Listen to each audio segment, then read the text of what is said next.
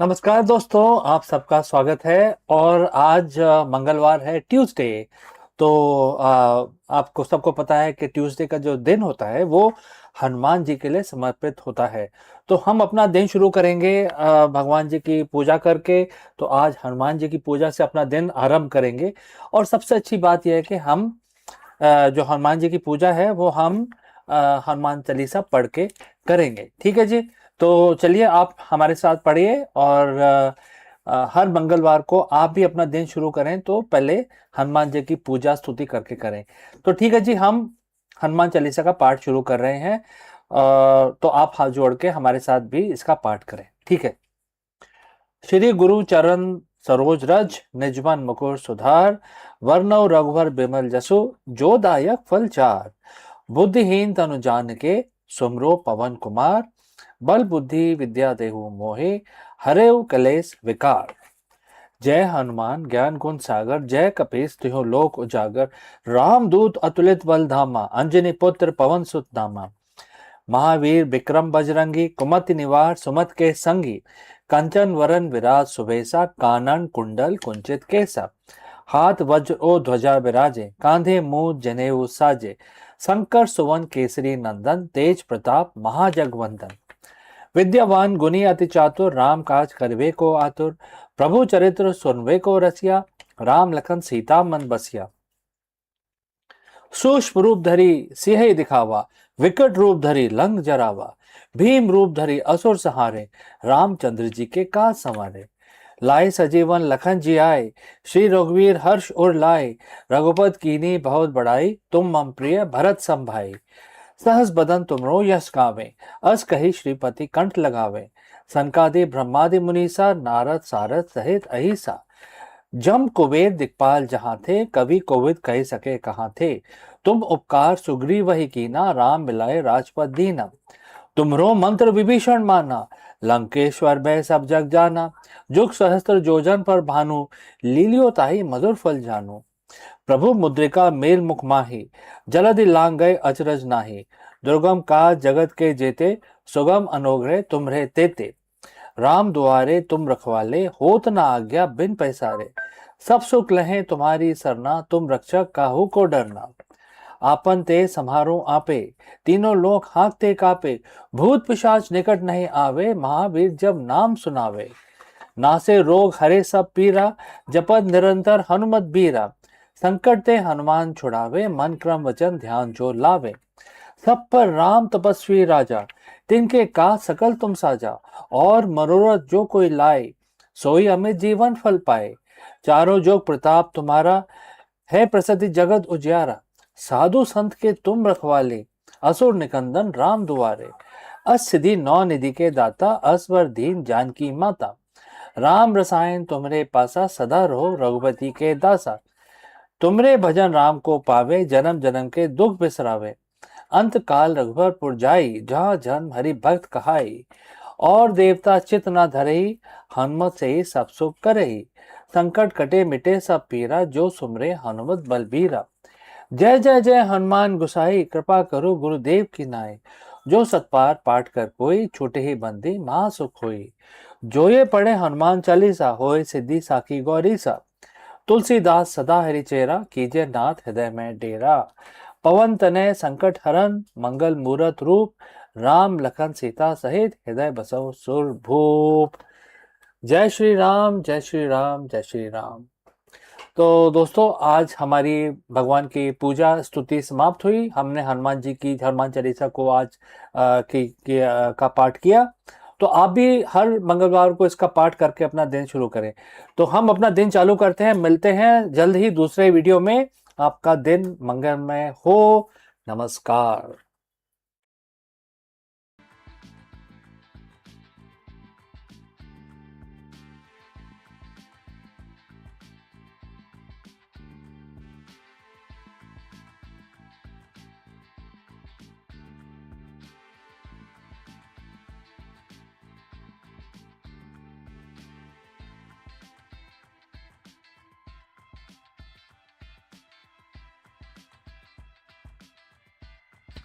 Hello friends and नमस्कार। something very serious is happening in the automotive industry, more specifically with Honda. I'm sure all of us are Honda fan. Even if you're not Honda fan, then this information is still worthy for you to know. In a historic and shocking financial update, Honda Motors Corporation has just posted its first annual loss in nearly 70 years, reporting a staggering $9 billion deficit, which is equal to about 1.45 trillion yen in EV related charges. In this video, we dive deep into the collapse of Honda's aggressive EV only strategy and its sudden massive pivot back to hybrid technologies. Let us go and discuss this further. For nearly 70 years, Honda has been the gold standard of reliability. Since they first listed on the Tokyo Stock Exchange in the year 1957, they have survived oil crises, global recessions, and shifting consumer tastes without ever posting an annual net loss until now. On May 14th, 2026, the unthinkable happened. Honda Motors Company reported a staggering $9 billion loss tied to its aggressive push into electric vehicles. To put that in perspective, that is not just a bad year, that was a historic industry shaking reversal. Just 3 years ago, Honda was the poster child for all in EV movement. They pledged to stop selling gas cars entirely by 2040. They partnered with tech giants like Sony. They committed billions to massive battery plants in Ohio and Ontario. But today, those plans are in tatters. Projects are being cancelled. CEOs are taking pay cuts, and the EV surge that was supposed to carry Honda into the future has instead driven them into a $9 billion wall. Is this the end of Honda as we know it, or is it a master stroke of survival once again? So friends, if you have reached this far, please inform us from which city you have tuned in and in which language you are watching this video. This will help us determine the reach of our channel. Alright, let's proceed further with our analysis. Today we are breaking down exactly what went wrong and the hybrid lifeline Honda is desperately grabbing to save itself. Let's look at the numbers because they are brutal. Honda operating loss for the fiscal year ending March 2026 was approximately 414 billion yen. For those of you following markets, that's a massive swing from 1.2 trillion yen profit they saw just a year earlier. Where does the money go? It wasn't because the people stopped buying Hondas. In fact, if you strip away the EV investment, their core business and motorcycles and the traditional engines was actually profitable. The $9 billion loss comes from the restructuring charges. And therefore, there are several things that Honda is forced to do. First is write-off. Honda spent billions of building molds, designing software-defined platforms, and setting up the production line for their new 0 Series EV. Number 2 is the cancellation. When they realized that the demand wasn't there, they had to walk away. They cancelled Honda 0 SUV and the Acura RSX EV. Third is the supply chain. Because they had already made deals with supplier, they now owe billions in compensation for parts they no longer want. And this is what the analysts call a software-defined reality check. Honda tried to build a smartphone on wheels to compete with Tesla's and Chinese brand like BYD, but they found they couldn't do it profitably. You might be asking why now? Why not 2 years ago? The answer lies in the perfect storm of politics and consumer behavior. In September 2025, the US landscape shifted dramatically. The second administration of President Donald Trump moved quickly to scrap EV tax credit. Suddenly, that 7,500 dollar incentive that made an electric Honda look affordable was gone. At the same time, new tariffs on the imported part made building EV even more expensive. Honda's leadership admitted they misread the room. They expected the US market to stay EV hungry forever. Instead, consumer did something unexpected. They started buying hybrids in record numbers. Even more painful was the situation in China. Honda's official report was refreshingly honest and a bit sad. They admitted they were unable to deliver products that offer value for money better than newer EV manufacturers. In short, they were being out engineered and outpriced in the world's biggest EV market. The most visible sign of this retreat is in North America. For years, Honda had been touting its Zero Series, the lineup that would define the brand for the 21st century. As of today, 15 billion EVs value chain project in Ontario, Canada has been put on indefinite hold. This wasn't just a factory, it was supposed to be an entire ecosystem from battery materials to assembly. Then there is Sony Honda partnership as well. Remember the Afila? It was a high-tech EV collaboration that was going to use Sony's entertainment system.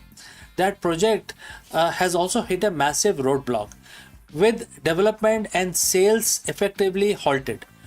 To show this severity, Honda's board members are forfeiting their bonuses and the senior executives are taking 25% to 30% pay cuts. This is a company in survival mode. So, what is the plan now? Honda isn't going out of business. They are, performing a massive tactical retreat to higher ground. The ultra efficient hybrid. Instead of 100% EV by 2040, Honda has pivoted. They are now launching 15 new hybrid models globally by 2029. They are focusing on what America and the Indian buyers actually want: large D-segment SUVs and mid-sized sedans that don't need a charging station. They are even retooling their EV battery plants to make smaller, cheaper hybrid batteries instead. What is the goal? The goal to return to the record high profit of 8.9 billion by fiscal year 2029. They are also leaning on their unsung heroes, the motorcycle division. While the car side was bleeding money, Honda's motorcycles, especially in India and Vietnam, are seeing massive growth. In many ways, the humble two-wheeler is subsidizing the survival of the four-wheeler division. So back to our original question. Now, is this the end of Honda? Well, if you mean the end of Honda as an EV only visionary, then definitely yes. That dream is over for now. They have scrapped the targets, cancelled their projects, and paid 9 billion, sort of tuition fee to learn a hard lesson about the market reality. But as a car company, they might be their most important moment since 1957. By admitting they were wrong, by being the decisive CEO, and Honda is trying to reclaim its clarity among the total disruption. They are betting that the future isn't the surge of electric cars, but steady hybrid middle path. So friends, what do you think about this move? Is Honda being smart by retreating, or are they falling behind for good? Let me know in the comments below. Let me know what you feel. If you have any questions, please do not hesitate to send it across. I am CK. Thanks for watching Akulmach World. I will catch you again in the next one. But before I go, a word about our affiliate partner. Stop settling for a good enough video. If your built-in laptop camera looks like a grainy mess, it is time for an upgrade. Want to instantly level up your video presence? I like to present the Lenovo Performance FHD webcam. This is a game changer for your desktop setup. Technically, this is packed. It has a very sensitive RGB sensor, very crisp photographs it takes. Also comes with two microphones on board, which helps you to record very clear voice in stereophonic format. And these microphones are very sensitive. You can actually move away from the camera up to 2 meters, and these microphones will pick up your voice without any problem. This is a very strong piece. This is very sturdy. Comes with tripod ready. Comes with a very long leash, so it gives you a lot of flexibility to place the webcam wherever you want to keep in your studio. And also it has a swivel base, which is also very handy. So if you want to basically level up your game and you want to pick up this camera at a discount, please click on the link here or scan the QR code. Now let's get back to our video.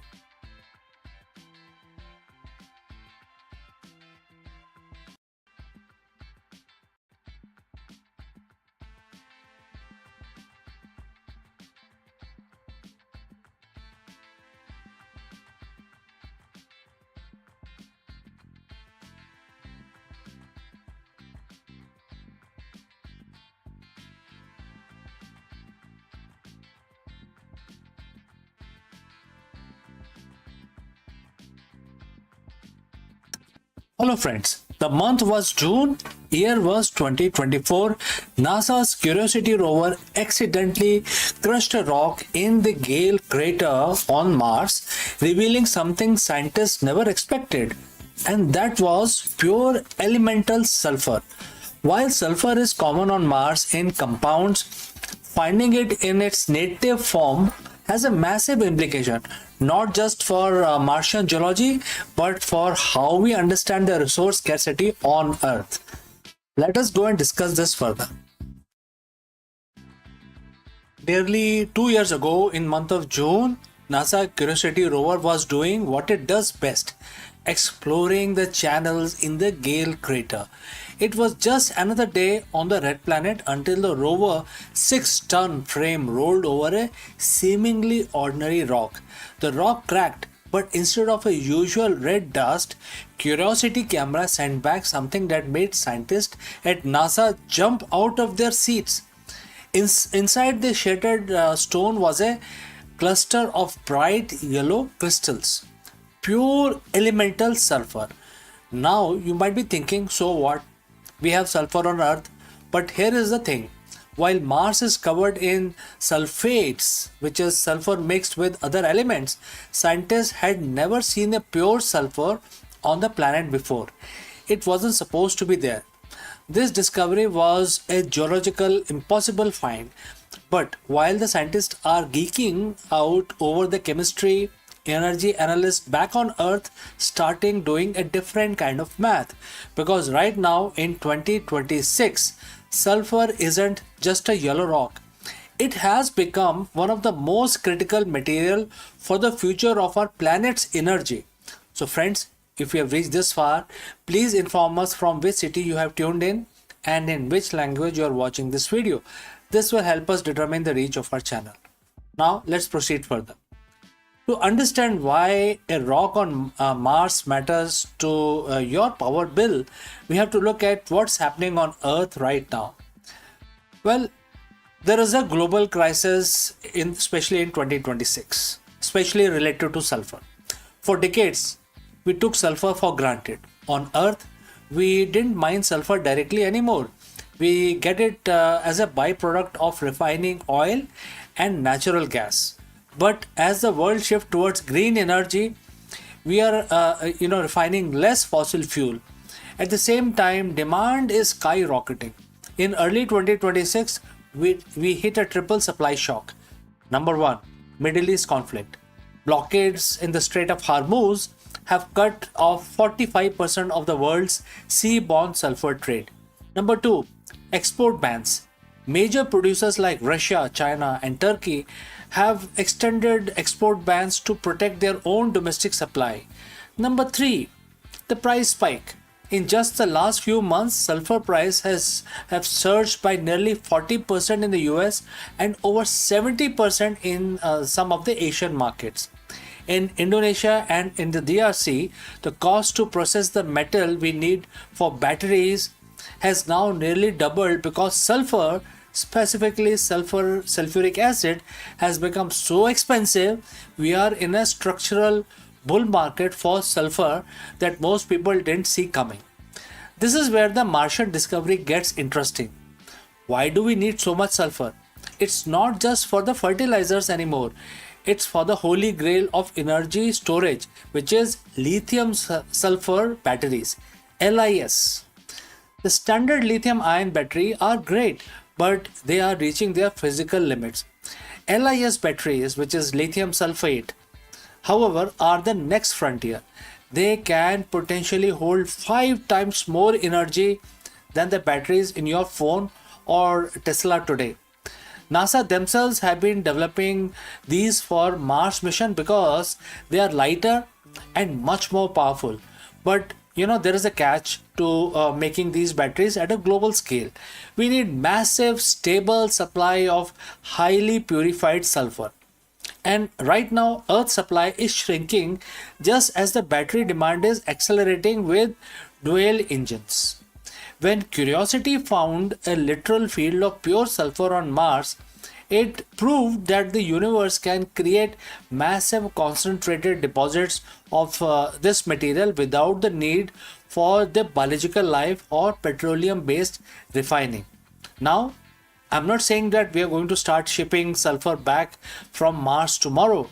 The shipping cost would be astronomical. But the discovery changes the Martian economy. If humans are going to live on Mars, we need in situ resource utilization, or ISRU. This means using what's already there. Before this find, we thought that we had to bring sulfur from Earth or go through a complex chemical processing to get it to what we needed. Now we know there are literal piles of yellow gold just sitting on the surface. For batteries, we could build energy storage on Mars using local materials. For rocket fuel, sulfur can be a key component in chemical processing. For agriculture, Martian greenhouses will need sulfur-based fertilizers to grow food. This discovery effectively de-risks the cost of human expansion. It turns Mars from a scientific curiosity into a viable industrial outpost. So how does the Curiosity sulfur find shake Earth market? It serves as a massive wake-up call. It reminds us that the sulfur is no longer just a byproduct or a waste material. It is now a critical energy material. The fact that NASA is finding pure sulfur on another planet while we are struggling with sulfur squeeze here on Earth highlights a massive shift in our global economy. Companies are no longer looking at sulfur as a cost item. They are looking at it as an investment item. We are seeing a move towards solid state batteries and recycling technologies that treat sulfur as a precious resource. Curiosity's happy accident in Gale crater isn't just a win for geology. It is a glimpse into future where the resources of the red planet might just be the blueprint for the survival of the green planet. The next time you look at the Mars, don't just see a desert, see a laboratory, see as a mine, and see the fuel for the next century of human progress. I'm CK, thanks for watching. If you have any questions, please do not hesitate to send it across. Before I go, a word about our affiliate partner. Stop settling for a good enough video. If your built-in laptop camera looks like a grainy mess, it is time for an upgrade. Want to instantly level up your video presence? I like to present the Lenovo Performance FHD webcam. This is a game changer for your desktop setup. Technically, this is packed. It has a very sensitive RGB sensor, very crisp photographs it takes. Also comes with 2 microphones on board, which helps you to record very clear voice in stereophonic format. And these microphones are very sensitive.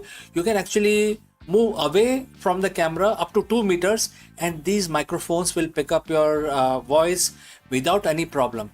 This is a very strong piece. This is very sturdy. Comes with tripod ready. Comes with a very long leash, so it gives you a lot of flexibility to place the webcam wherever you want to keep in your studio. And also it has a swivel base, which is also very handy. So if you want to basically level up your game and you want to pick up this camera at a discount, please click on the link here or scan the QR code. Now let's get back to our video.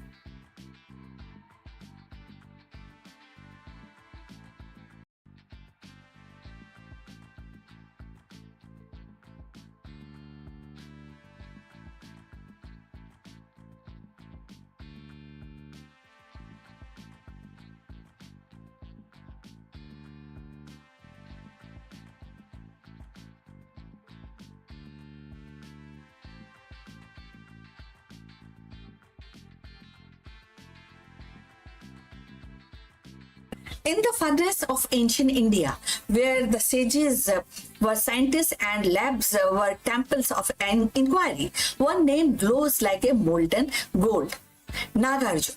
Not the philosopher of Mahayan fame, but the metallurgist and alchemist whose experiments with mercury, iron, and transmutation blurred the line between mysticism and the material science.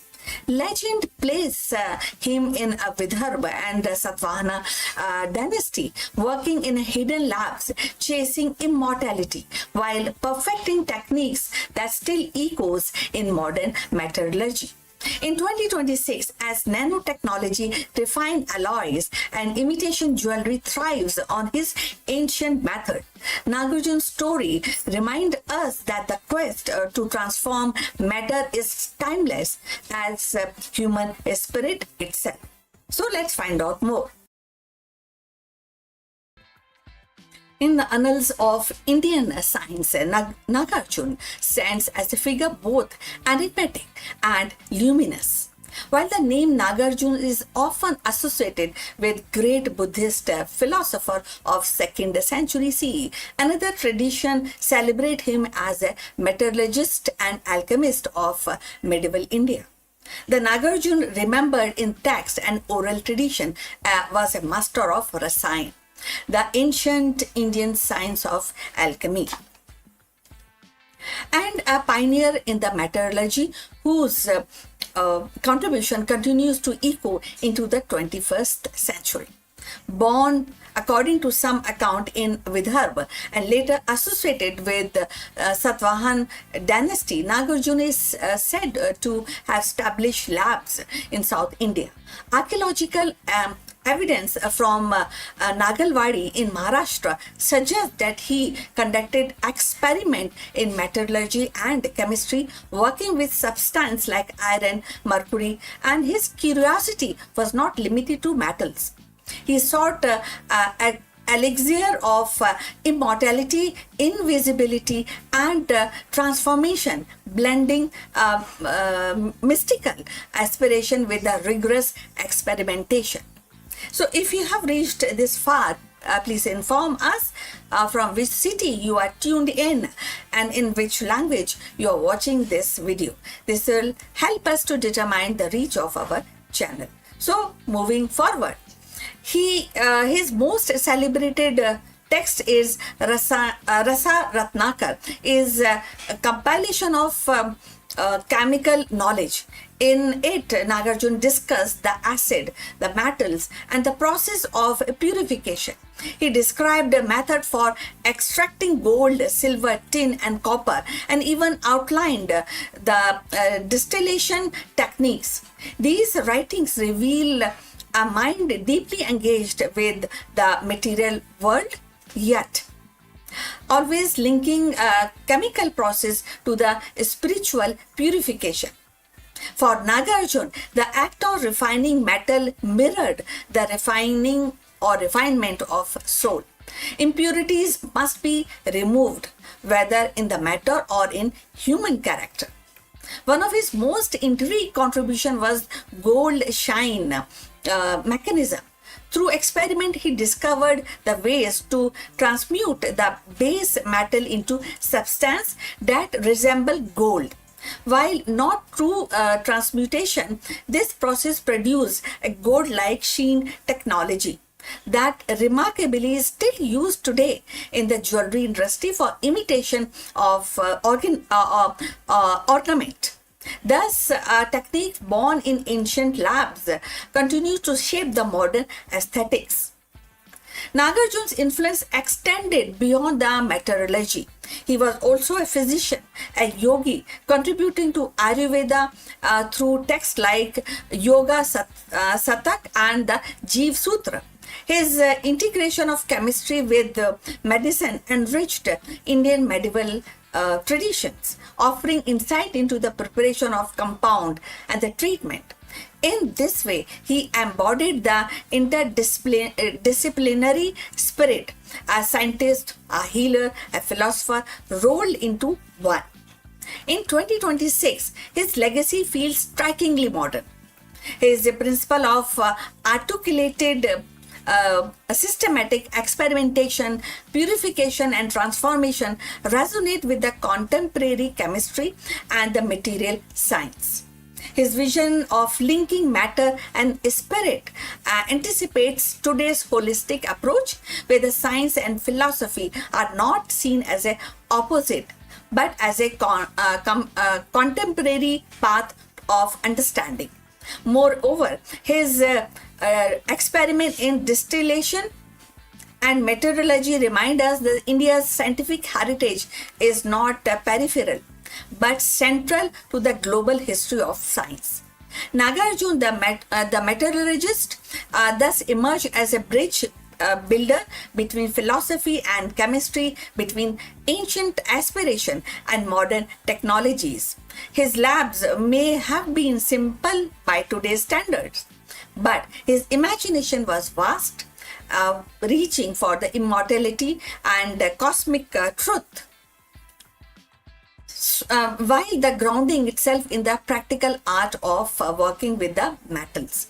In honoring him, we recognize not only as a pioneer of Indian alchemy, but also a timeless symbol of human curiosity, the drive to transform, to refine, and to discover.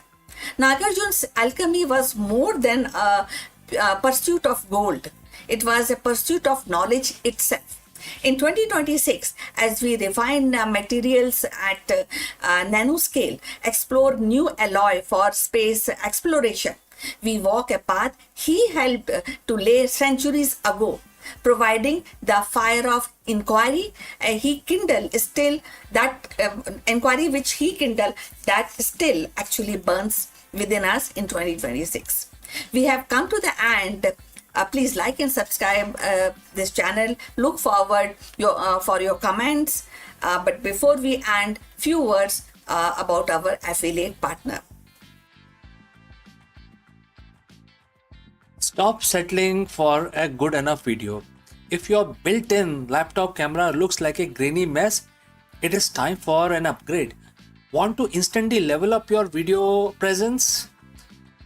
I like to present the Lenovo Performance FHD webcam. This is a game changer for your desktop setup. Technically, this is packed. It has a very sensitive RGB sensor, very crisp photographs it takes. Also comes with two microphones on board, which helps you to record very clear voice in stereophonic format. And these microphones are very sensitive. You can actually move away from the camera up to 2 meters and these microphones will pick up your voice without any problem. This is a very strong piece. This is very sturdy.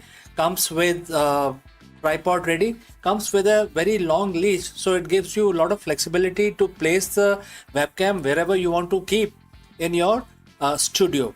And also it has a swivel base, which is also very handy. So if you want to basically level up your game and you want to pick up this camera at a discount, please click on the link here or scan the QR code. Now let's get back to our video.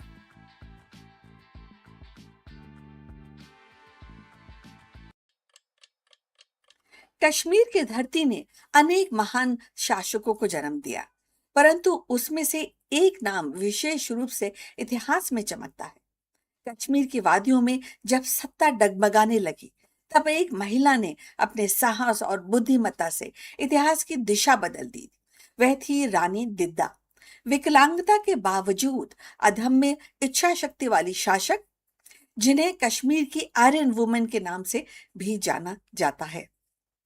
उनका जीवन की जो कहानी है हमें बताती है कि शक्ति केवल शरीर में नहीं होती, बल्कि मन संकल्प में होती है। दिद्या का शासन का लगभग 22 वर्षों तक चला और उनका जीवन साहस, राजनीति की गहरी समझ और अदम्य इच्छा शक्ति का प्रतीक है। दिद्या का जन्म 1924 ईस्वी में हुआ था। बचपन से ही शारीरिक रूप से कमजोर थी। उनकी एक टांग विकलांग थी, लेकिन इस कमजोरी को उन्होंने कभी अपनी शक्ति पर हावी नहीं होने दिया।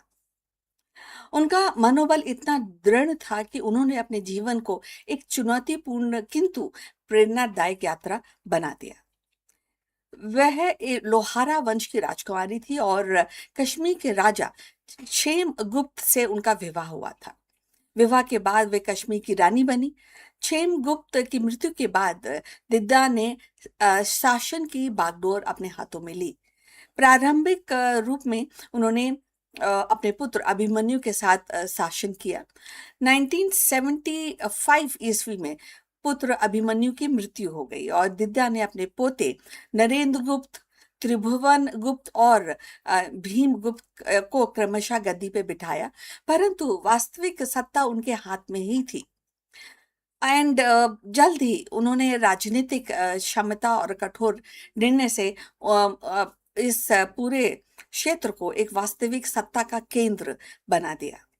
दिद्दा का शासन काल लगभग 22 वर्ष तक चला। इस दौरान उन्होंने अनेक षड्यंत्रों व विरोधों का सामना किया। दरबार में उनके खिलाफ कई बार विद्रोह हुए, परंतु उन्होंने अपनी चतुराई और कठोर नीतियों को के साथ उन सभी को परास्त किया।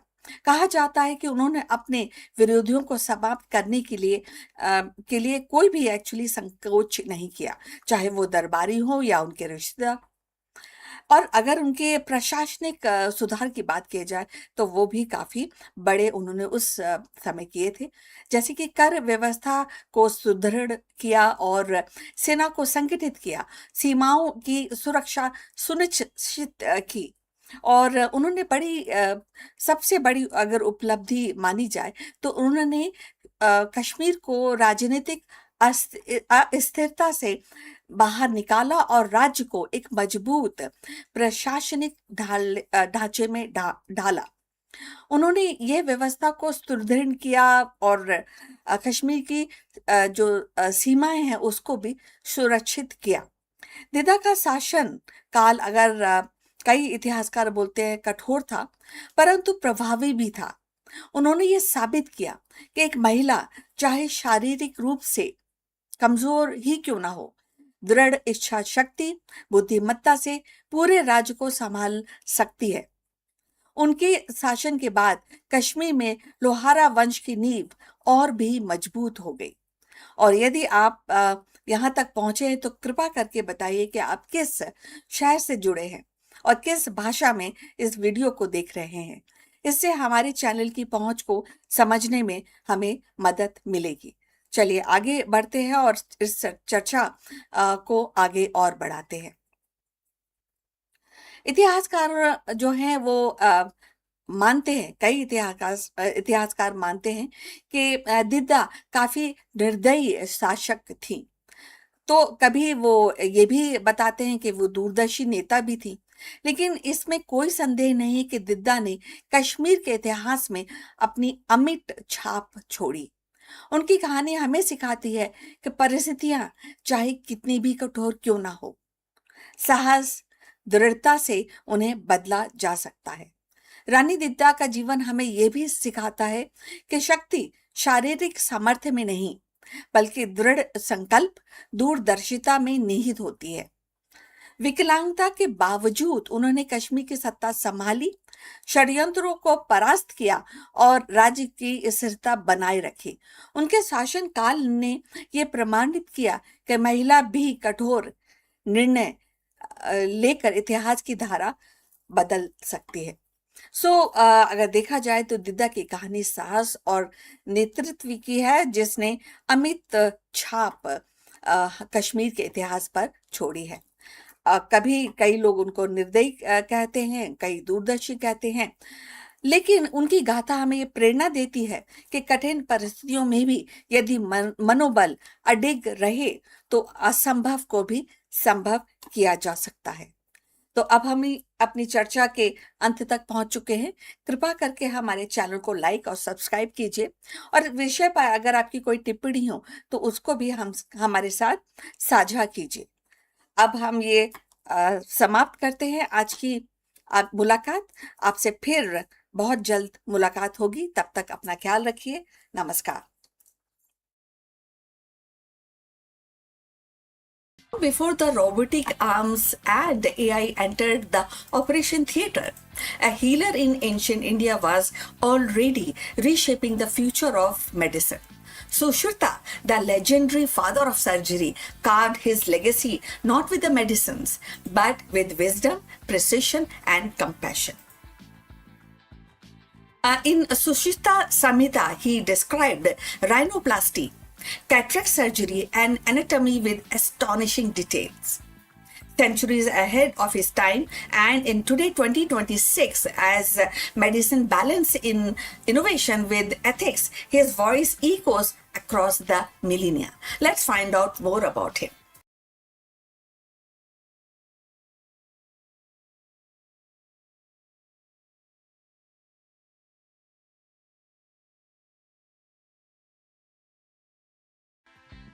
In the annals of medical history, few names shines as bright as Sushruta, the ancient Indian physician whose vision and practice earned him the title of Father of Surgery.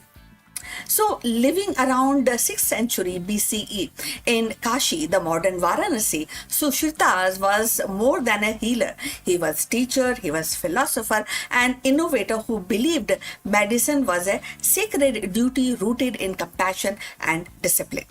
His legacy, preserved in Sushruta Samhita, continues to resonate even in 2026 as the world seeks balance between cutting edge technology and holistic care. Sushruta Samhita is monumental text spanning 186 chapters covering surgery, anatomy, pharmacy and pediatrics, taxology and prevention medicines. Within its page, Sushruta described surgical techniques that astonish modern readers also, like rhinoplasty using skin flaps, cataract surgeries by lens removal, and lithotomy for bladder stones and obesities, a procedure to save mothers, especially in critical conditions. He catalogs over 300 bones, 700 vessels, and a wide array of surgical instruments. So, demonstrating a mastery of anatomy that was centuries ahead of its time. His insistence on hygiene, diets, and lifestyle as pillar of health foreshadows even the modern preventive medicines. So, if you have reached this far, please inform us from which city you have tuned in and in which language you are watching this video. This will help us to determine the reach of our channel. So, going forward on this wonderful topic, Sushruta's contribution was not merely technical.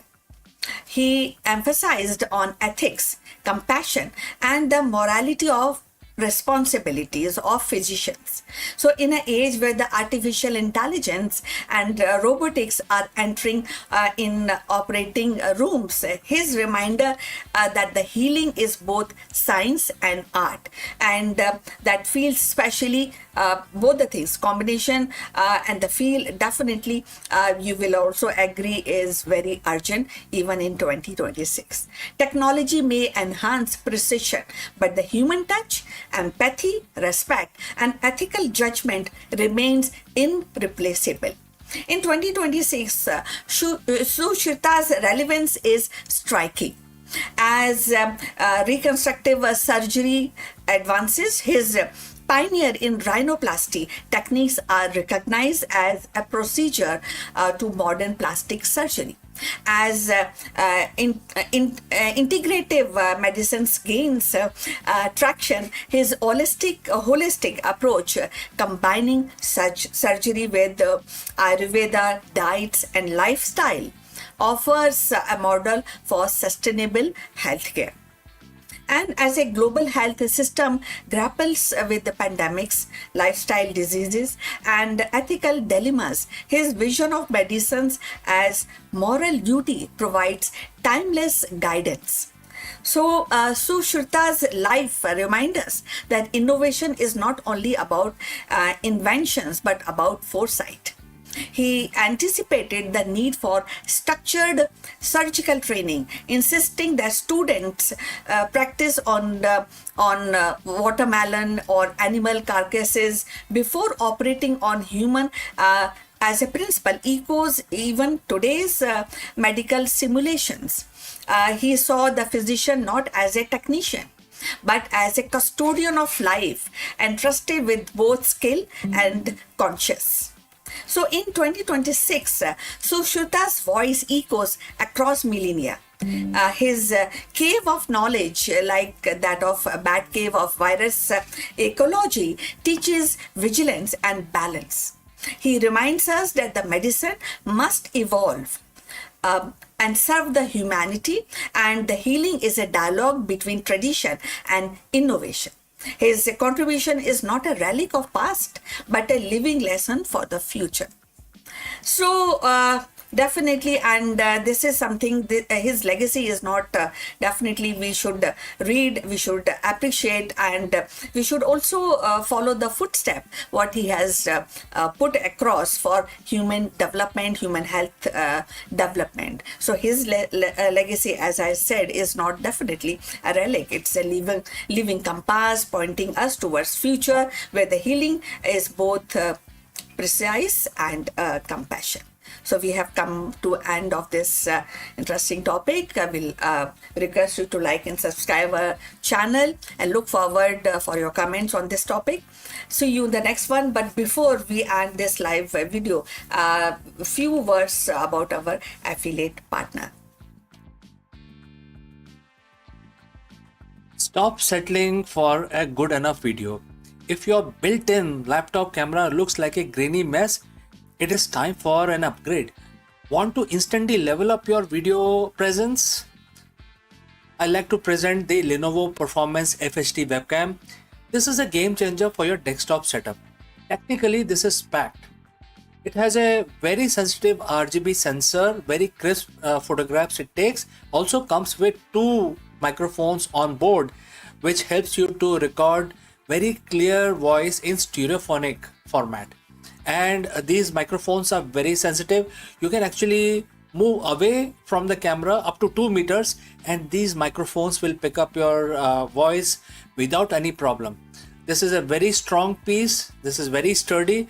Comes with tripod ready. Comes with a very long leash, so it gives you a lot of flexibility to place the webcam wherever you want to keep in your studio. And also it has a swivel base, which is also very handy. So if you want to basically level up your game and you want to pick up this camera at a discount, please click on the link here or scan the QR code. Now let's get back to our video.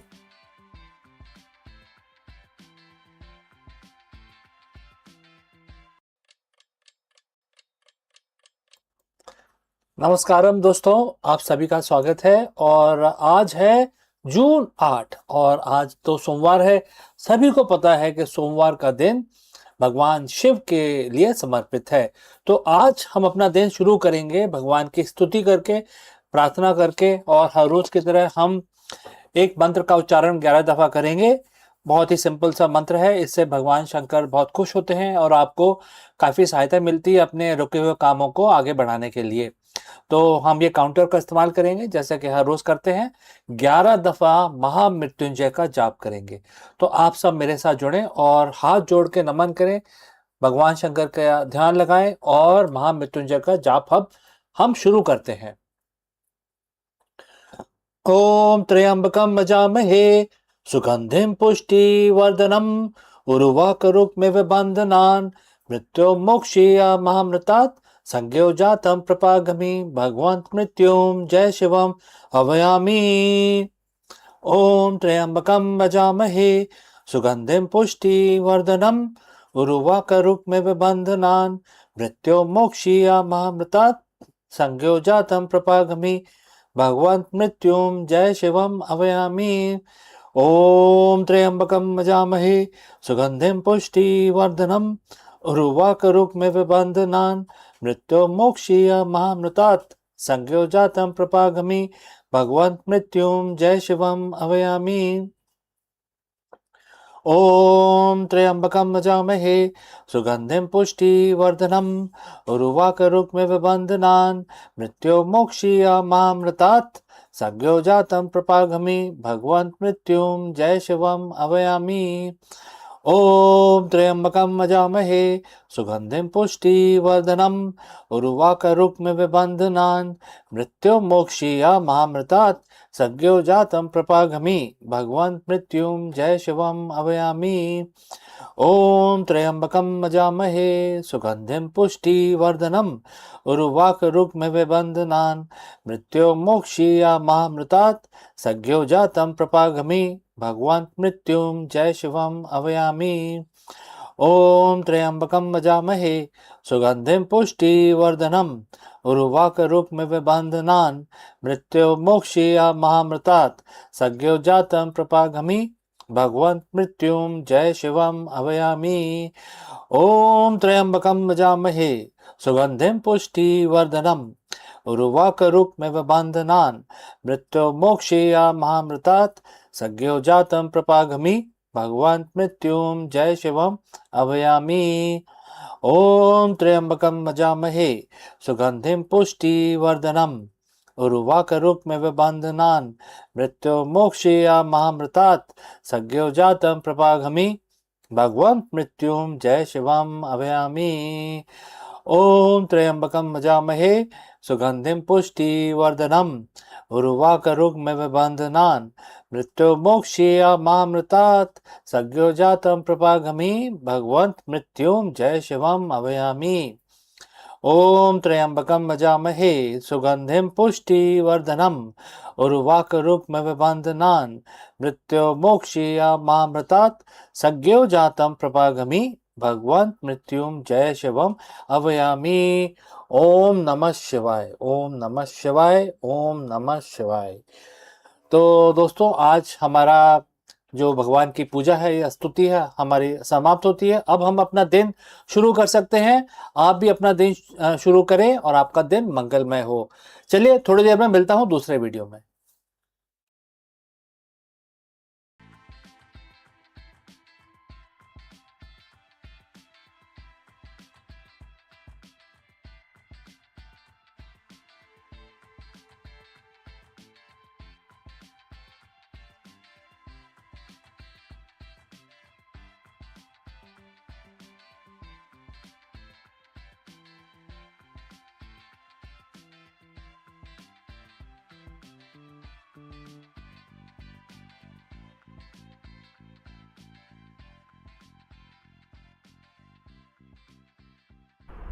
Hello friends, welcome to this executive lesson, and the big question that we have on our mind today which we want to address is, can detachment actually lead to better result in business? This is a very profound question, and that is why in today's high pressure corporate world, CEOs are often told that the end justifies the means.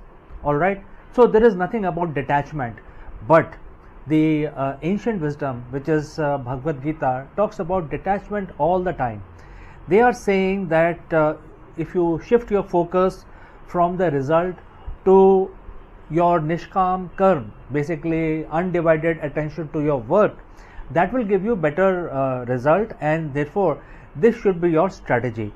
And this will also take away your high pressure, whereas you are not focused about result, but you are actually focused about the work. which is the worship in this case.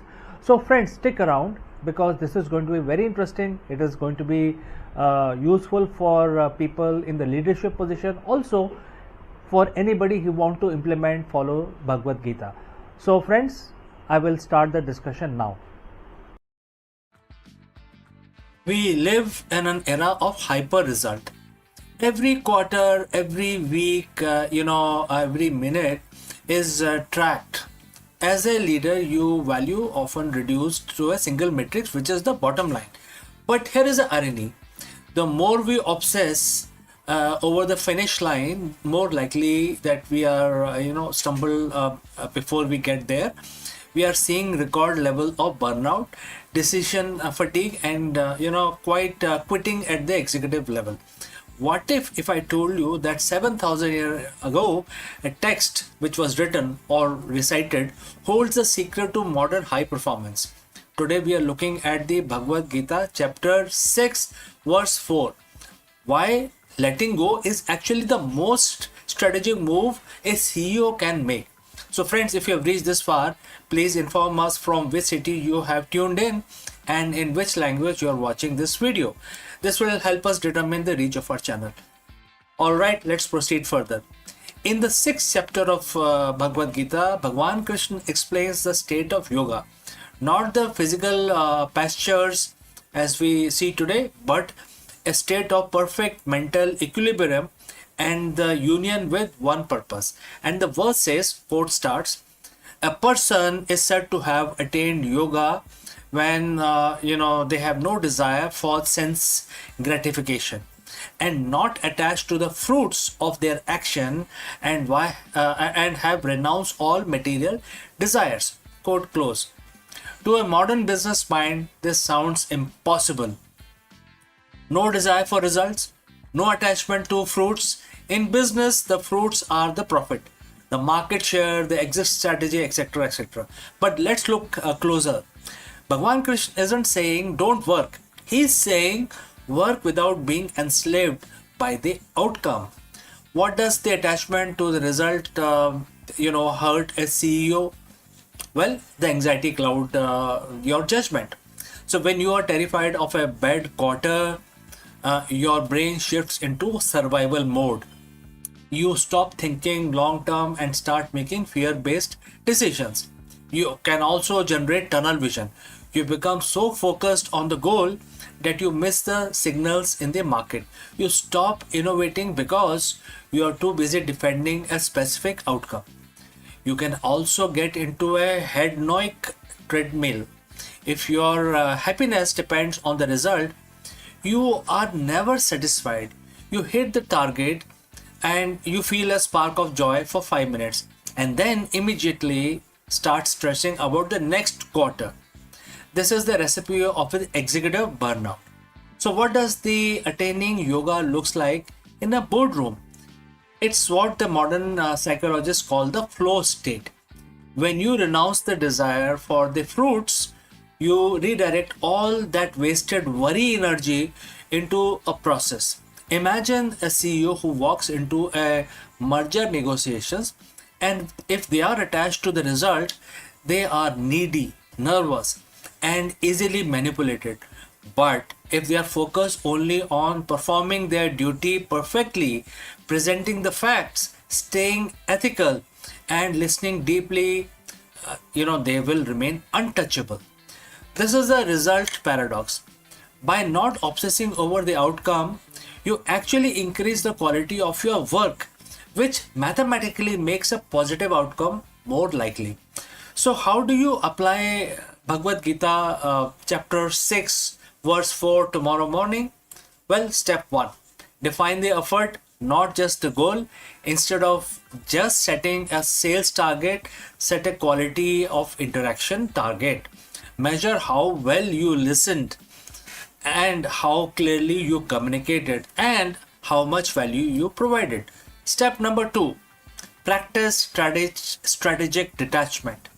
During high-stake meetings, remind yourself, I have control over my actions, but I do not have control over the final response of others. This lowers your anxiety and raises your IQ. Step 3, audit your sense gratification. Are you making this move for the growth of the company, or are your own ego or sense gratification is driving this? Real leadership begins where the ego ends. So, chapter 6, verse 4 isn't about being passive, it's about being powerful, present. When you stop chasing the shadow of the result, you finally stand in the light of your own potential. You become a leader who is stable in success and resilient in failure. And that is the yoga Krishna speaks of. And it is the ultimate competitive advantage in the 21st century. Don't you think so? So next time you feel the pressure of the bottom line closing in, remember, focus on the work, let go of the fruits, and the result will take care of themselves. So friends, if you have any question, please do not hesitate to send it across. Thanks for watching. If this ancient perspective helped you today, share it with your colleagues who needed to hear it. And friends, I will see you in the next one. But before that, a word about our affiliate partner. Stop settling for a good enough video. If your built-in laptop camera looks like a grainy mess, it is time for an upgrade. Want to instantly level up your video presence? I like to present the Lenovo Performance FHD webcam. This is a game changer for your desktop setup. Technically, this is packed. It has a very sensitive RGB sensor, very crisp photographs it takes. Also comes with 2 microphones on board, which helps you to record very clear voice in stereophonic format. And these microphones are very sensitive. You can actually move away from the camera up to 2 meters, and these microphones will pick up your voice without any problem. This is a very strong piece. This is very sturdy. Comes with tripod ready. Comes with a very long leash, so it gives you a lot of flexibility to place the webcam wherever you want to keep in your studio. And also it has a swivel base, which is also very handy. So if you want to basically level up your game and you want to pick up this camera at a discount, please click on the link here or scan the QR code. Now let's get back to our video.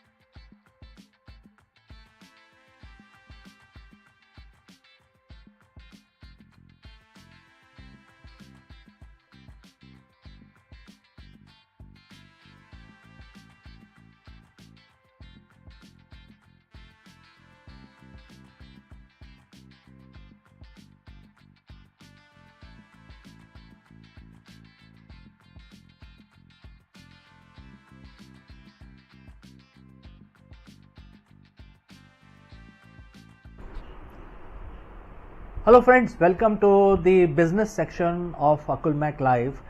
We have all heard about the nuclear breakthrough India just reported.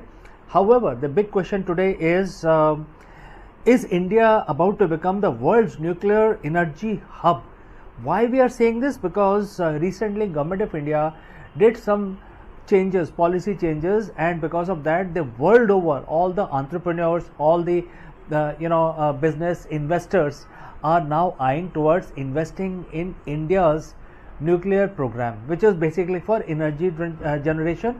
Why it is different? Because this is based on thorium and not on uranium, because uranium there is a lot of risk and people will say, okay, now if you are using uranium you may be having a plan for for some sort of nuclear weapon development. But here in this case thorium, and thorium is abundant in India. We don't have to basically buy uranium from other countries. Thorium is readily available in India, and the beauty here is that for thorium reactor you don't need to basically build very large reactor, and therefore India has decided to build these small reactors. And recently what we are discussing today is that the FDI has been allowed in these small reactors, and because of that lot of investors are now coming through the FDI route, trying to invest in these small thorium reactors. And they have also passed, the Indian government, Indian Parliament has also passed something called Shanti Act. Now for those who understand Hindi, Shanti basically means peace. So they have passed a Shanti Act, which is a metaphor for Peace Act, which allow investor to invest in the thorium program, which is now started by India. So friends, stick around in this video because we are going to discuss this in detail.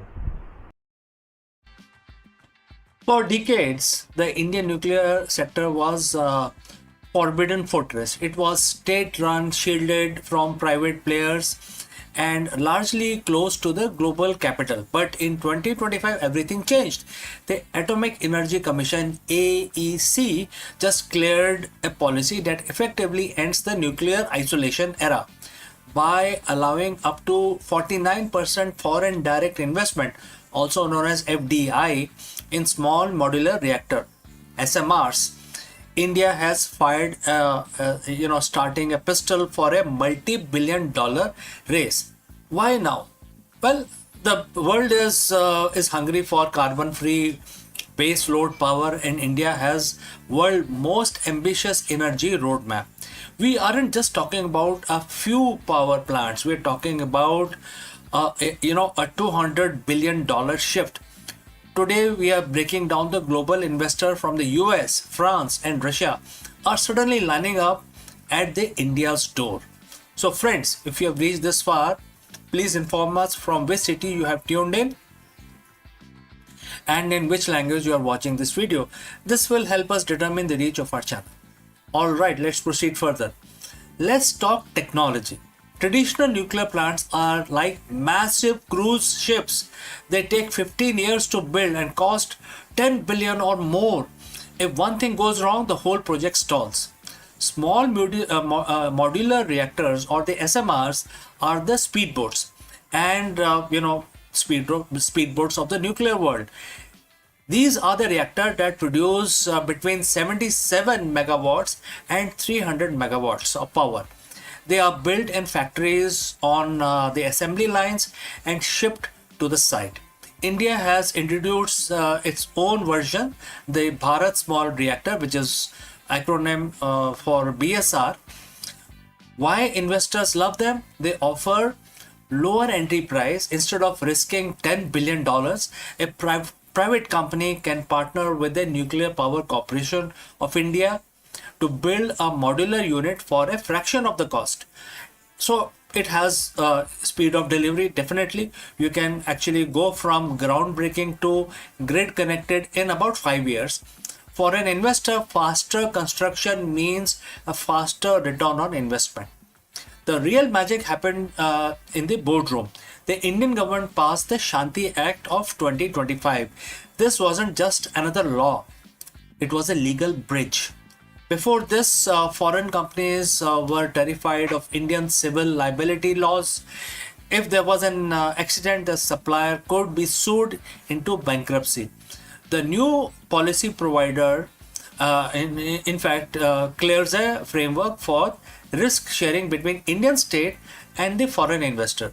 By allowing 49% FDI, India is saying we want your tech and we want your cash, but we will keep the keys to the security of the facility. Therefore, the balance of 51% will be state control and 49% will be private investment. And that is why this is a sweet spot. And that has a global giant like Holtec International, GE, Hitachi dusting off their blueprints for Indian soil. The investment isn't just about technology, it's about demand.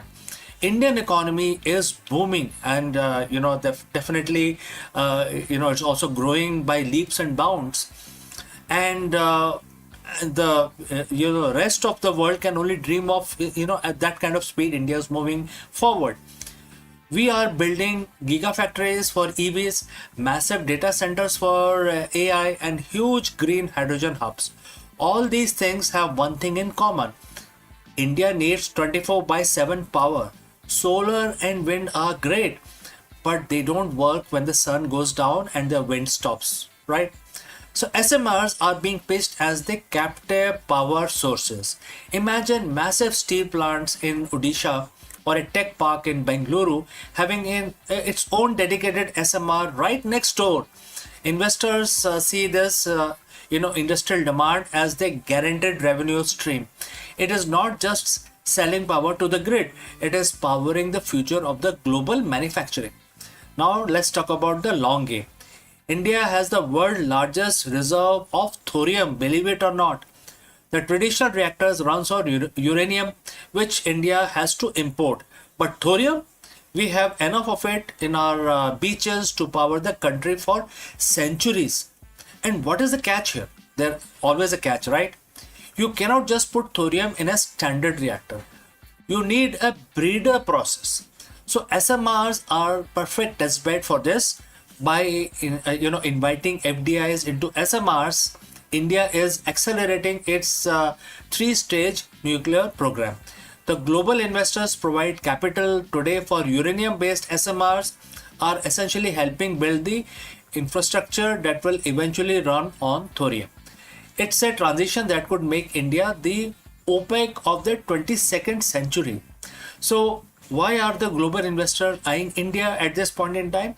It is a perfect storm of the clear policy, which is based on FDI, proven demand, which is the industrial growth, and the futuristic tech, which is based on thorium. India's goal is to hit 100 gigawatt of nuclear power by 2047. It's a massive mountain to climb, but for the first time, India isn't climbing it alone. With global capital and private innovation now in the mix, the atomic age of India hasn't just arrived. It is actually going to get onto overdrive. So friends, what do you think? Is opening nuclear power to foreign investment is a master stroke for energy independence or a risky move? Let me know in the comments below. Don't forget to like this video and subscribe for more deep dives into the tech and policy that is shaping India's future. Thanks for watching, and I will catch you again in the next one. Before I leave, a word about our affiliate partner. Stop settling for a good enough video. If your built-in laptop camera looks like a grainy mess, it is time for an upgrade. Want to instantly level up your video presence? I like to present the Lenovo Performance FHD webcam. This is a game changer for your desktop setup. Technically, this is packed. It has a very sensitive RGB sensor, very crisp photographs it takes. Also comes with 2 microphones on board, which helps you to record very clear voice in stereophonic format. And these microphones are very sensitive. You can actually move away from the camera up to 2 meters, and these microphones will pick up your voice without any problem. This is a very strong piece. This is very sturdy. Comes with tripod ready. Comes with a very long leash, so it gives you a lot of flexibility to place the webcam wherever you want to keep in your studio. And also it has a swivel base, which is also very handy. So if you want to basically level up your game and you want to pick up this camera at a discount, please click on the link here or scan the QR code. Now let's get back to our video.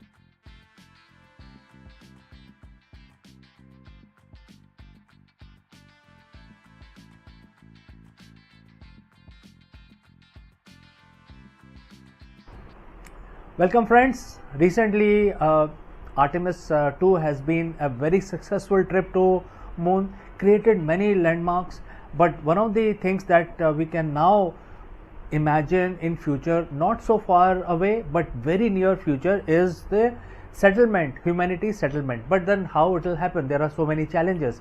One of the challenge is related to habitat, and therefore this company, a startup in USA, they are going to basically talk about the new type of habitat structure. They are going to convert the moon into a real habitable real estate, when the humans travel to moon and successfully land on the moon, etc. So the big question is the future on of humanity on the moon is inflatable. Remember this word inflatable, because this company, which is known as Max Space, they are actually talking about inflatable habitat which can reach moon and then can be inflated, and then they are readily available. No digging required, no construction, no 3D printing, none of those things. These are ready to build housing, and as soon as the astronaut arrive there, the houses will be ready. So this is a game changer, and this is very exciting. So in today's video we are going to discuss how this is going to happen, what are the roadblocks, what are the opportunities, and how this Max Space is changing the landscape, especially for the human settlement, not only on moon but in future outside in other worlds. So stick around friends, because this is going to be very, very interesting video. Imagine you're moving into a new apartment, but there is a catch. You have to carry every single piece of furniture, the walls, the plumbing, and the oxygen system on your back while climbing a mountain. That is essentially the challenge of building a base on the moon. For decades, the dream of lunar colony has been held back by one brutal reality, which is the weight. In the space industry, mass is money. Every extra kilogram of steel or aluminum you send to lunar surface cost a fortune in rocket fuel. Because of this, most proposed moon bases have been small, cramped, and incredibly difficult to scale. But that's about to change now. A Florida-based startup called Max Space has just unveiled a design that sounds like something out of a science fiction novel, a pop-up habitat. They aren't just building rooms, they are building what they call the scalable real estate for the moon. And if they succeed, the era of flags and footprints is over and the era of lunar cities is going to begin. So friends, if you have reached this far, please inform us from which city you have tuned in and in which language you are watching this video. This will help us determine the reach of our channel. Alright, let's proceed further. So why is the Max Space important? They recently emerged from the stealth with a bold claim. They can provide most habitable volume for the lowest launch mass in history.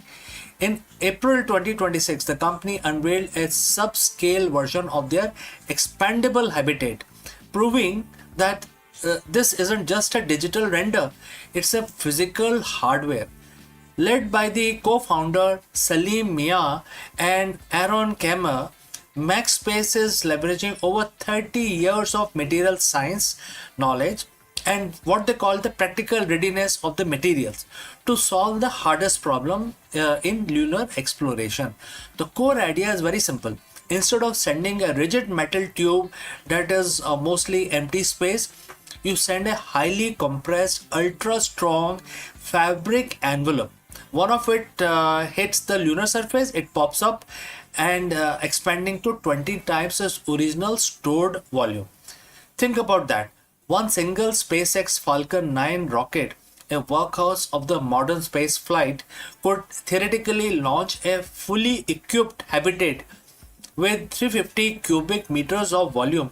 To put that in perspective, that's about a third of the entire habitable volume of the International Space Station, delivered in a single relatively cheap launch. Now, I know what you're thinking. Inflatable on the moon. Well, isn't that just a giant balloon waiting to pop? It's a very fair question. The lunar environment is a nightmare. Temperatures swing between 107 degrees in the sun to minus 153 in the shade. There is no atmosphere to stop micrometeorites, and a radiation from solar flare can be lethal. But MaxSpace design isn't a balloon.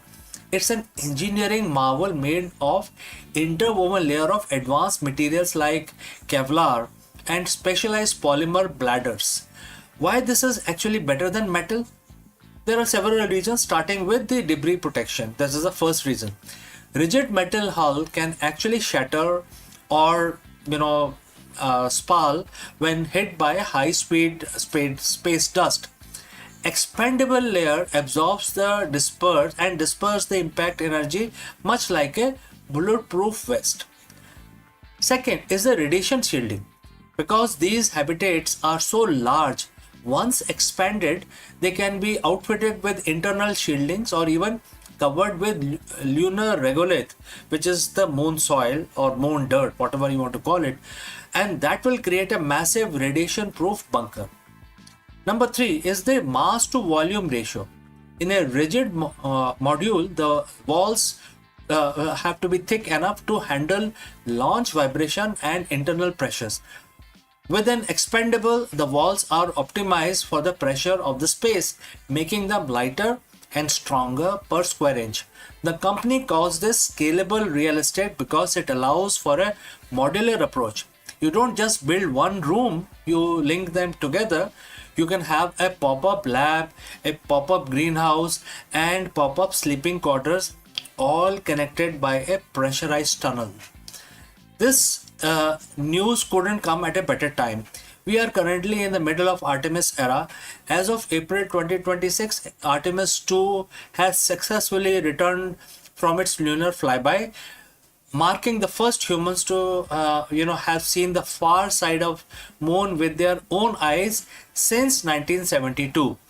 NASA is now laser focused on Artemis 4 and Artemis 5, which are targeted for 2028. Artemis 5 is going to be very interesting because it's specifically where the moon base phase begins. NASA recently announced they are moving away from the Lunar Gateway space station concept in favor of a permanent surface infrastructure. They want to stay on the surface of the moon. And this is where the Max Space and the Voyager Technologies partnership comes in reality and becomes more real. The company behind the Star Lab, in fact, the Voyager, you may be knowing, is the company behind this Star Lab space station, and has made a multi-million-dollar investment in Max Space to ensure this tech is ready for the Artemis mission. Now, what is the goal? By the late 2020s, instead of astronauts living out of their lander for a week, they will move into these Max Space habitat for months at a time. This tech turns a visit into a colony. So that is a very clear goal. What is the next step now? Max Space isn't going straight to the moon. First, they have to prove it their system works in vacuum of Earth's orbit. Their first flight, known as the mission Evolution, is scheduled for 2027 as a ride share on a Falcon 9. This will be a smaller prototype to validate the deployment sequence and structural integrity. If that works, the sky, or rather the lunar South Pole, is the limit.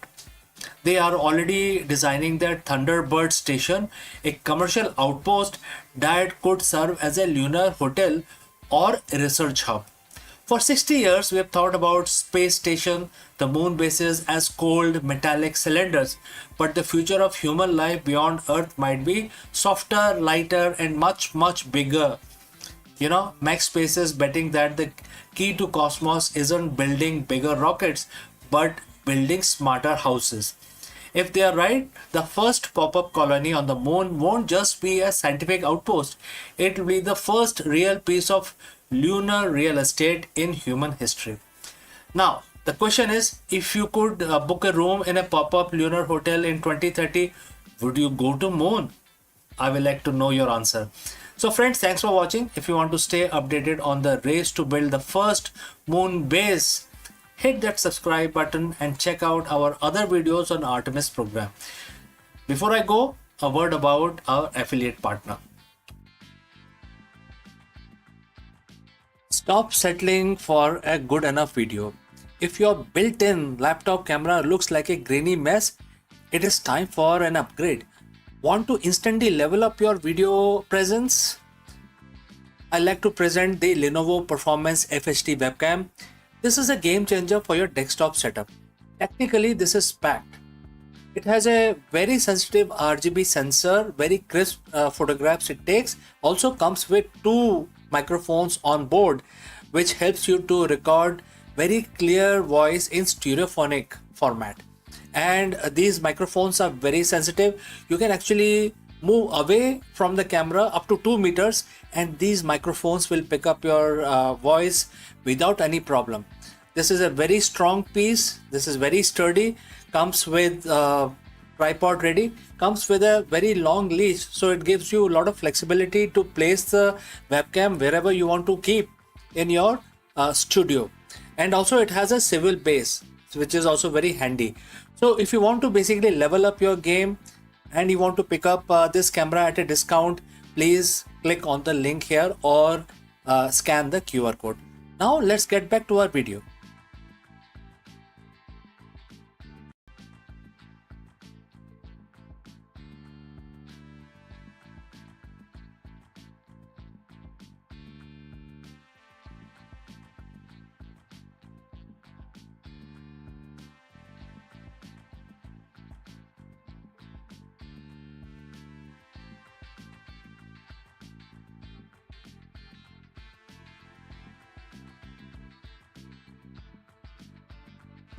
Hello friends and namaskar. Is your business strategy built on a foundation of sand? Like a sand castle? I'm sure everybody gets this kind of a feeling and there are no straightforward answers. Therefore, in this video, we dive into a powerful and sobering lessons from Bhagavad Gita and apply its ancient wisdom to the high-stake world of modern leadership. Many CEOs and entrepreneurs fall into the trap of hollow hustle, achieving massive metrics, scaling operations, and they acquire vast knowledge only to find that their efforts feel empty or ultimately fail. Let's go forward and discuss this further.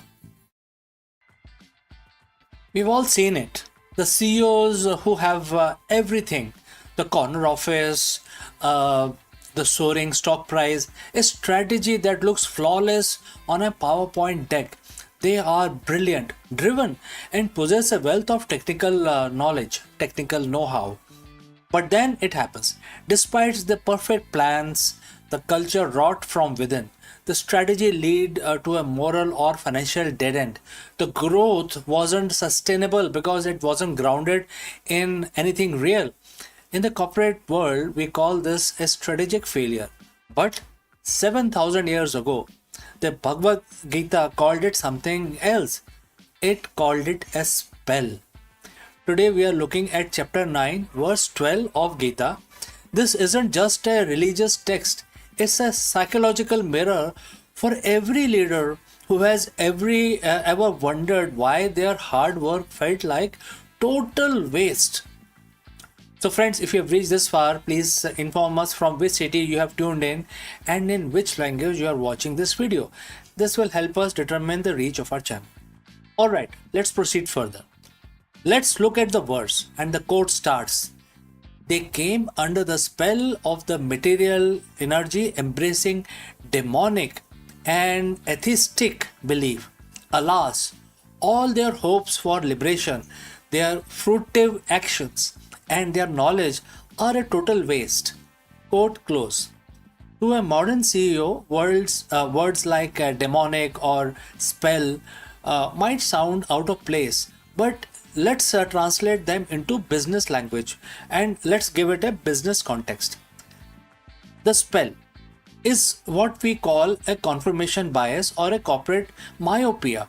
It is when you are mesmerized by a short-term metrics and material energy, which is the profit, the clout, and the vanity metrics that you lose, and therefore you lose sight of reality. Demonic and atheistic beliefs in a business context isn't about theology. It's the belief that you are the sole creator of your success, that ethics are hurdle to be cleared, and that people are just resources to be used. So Bhagavad Gita warns that when a leader operates from this place, three specific things become a total waste. Every CEO, every CEO has a hope for liberation. In business, this is your exit strategy. It's the IPO, the acquisition, the freedom you think you will find once you hit a certain valuation.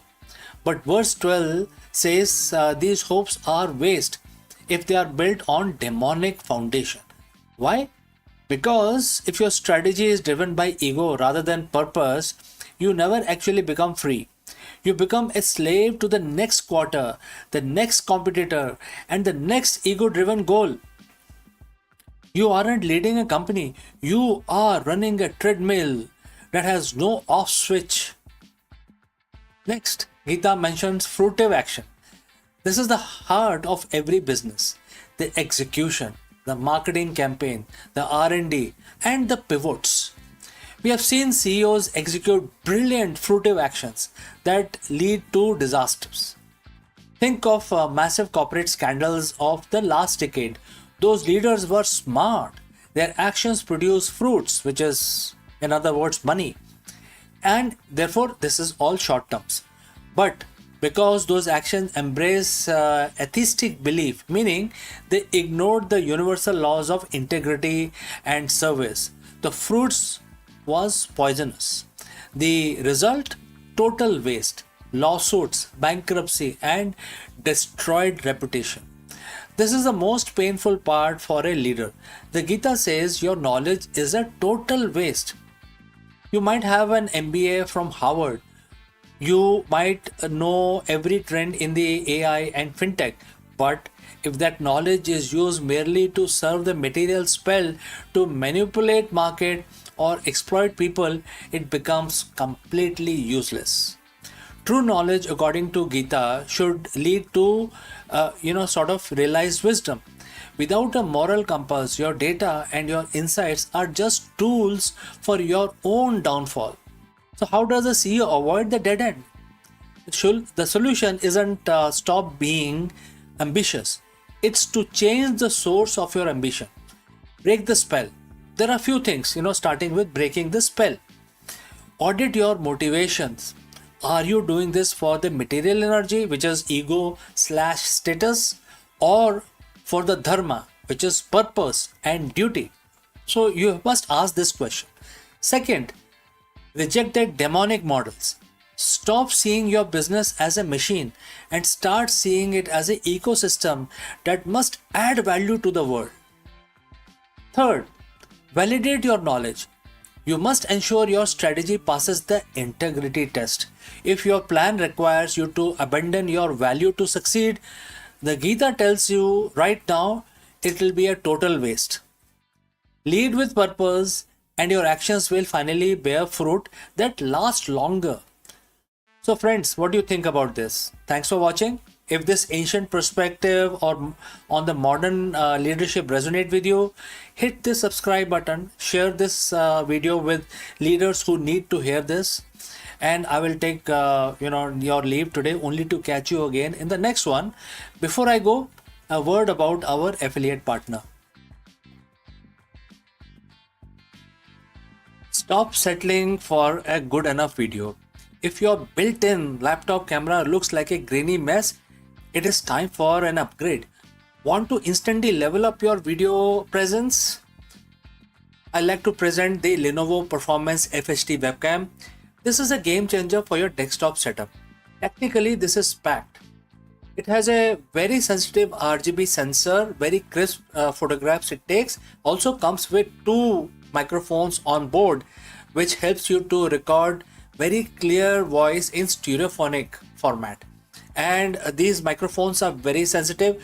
You can actually move away from the camera up to 2 meters and these microphones will pick up your voice without any problem. This is a very strong piece. This is very sturdy.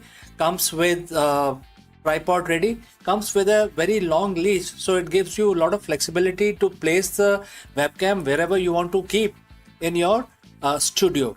And also it has a swivel base, which is also very handy. So if you want to basically level up your game and you want to pick up this camera at a discount, please click on the link here or scan the QR code. Now let's get back to our video.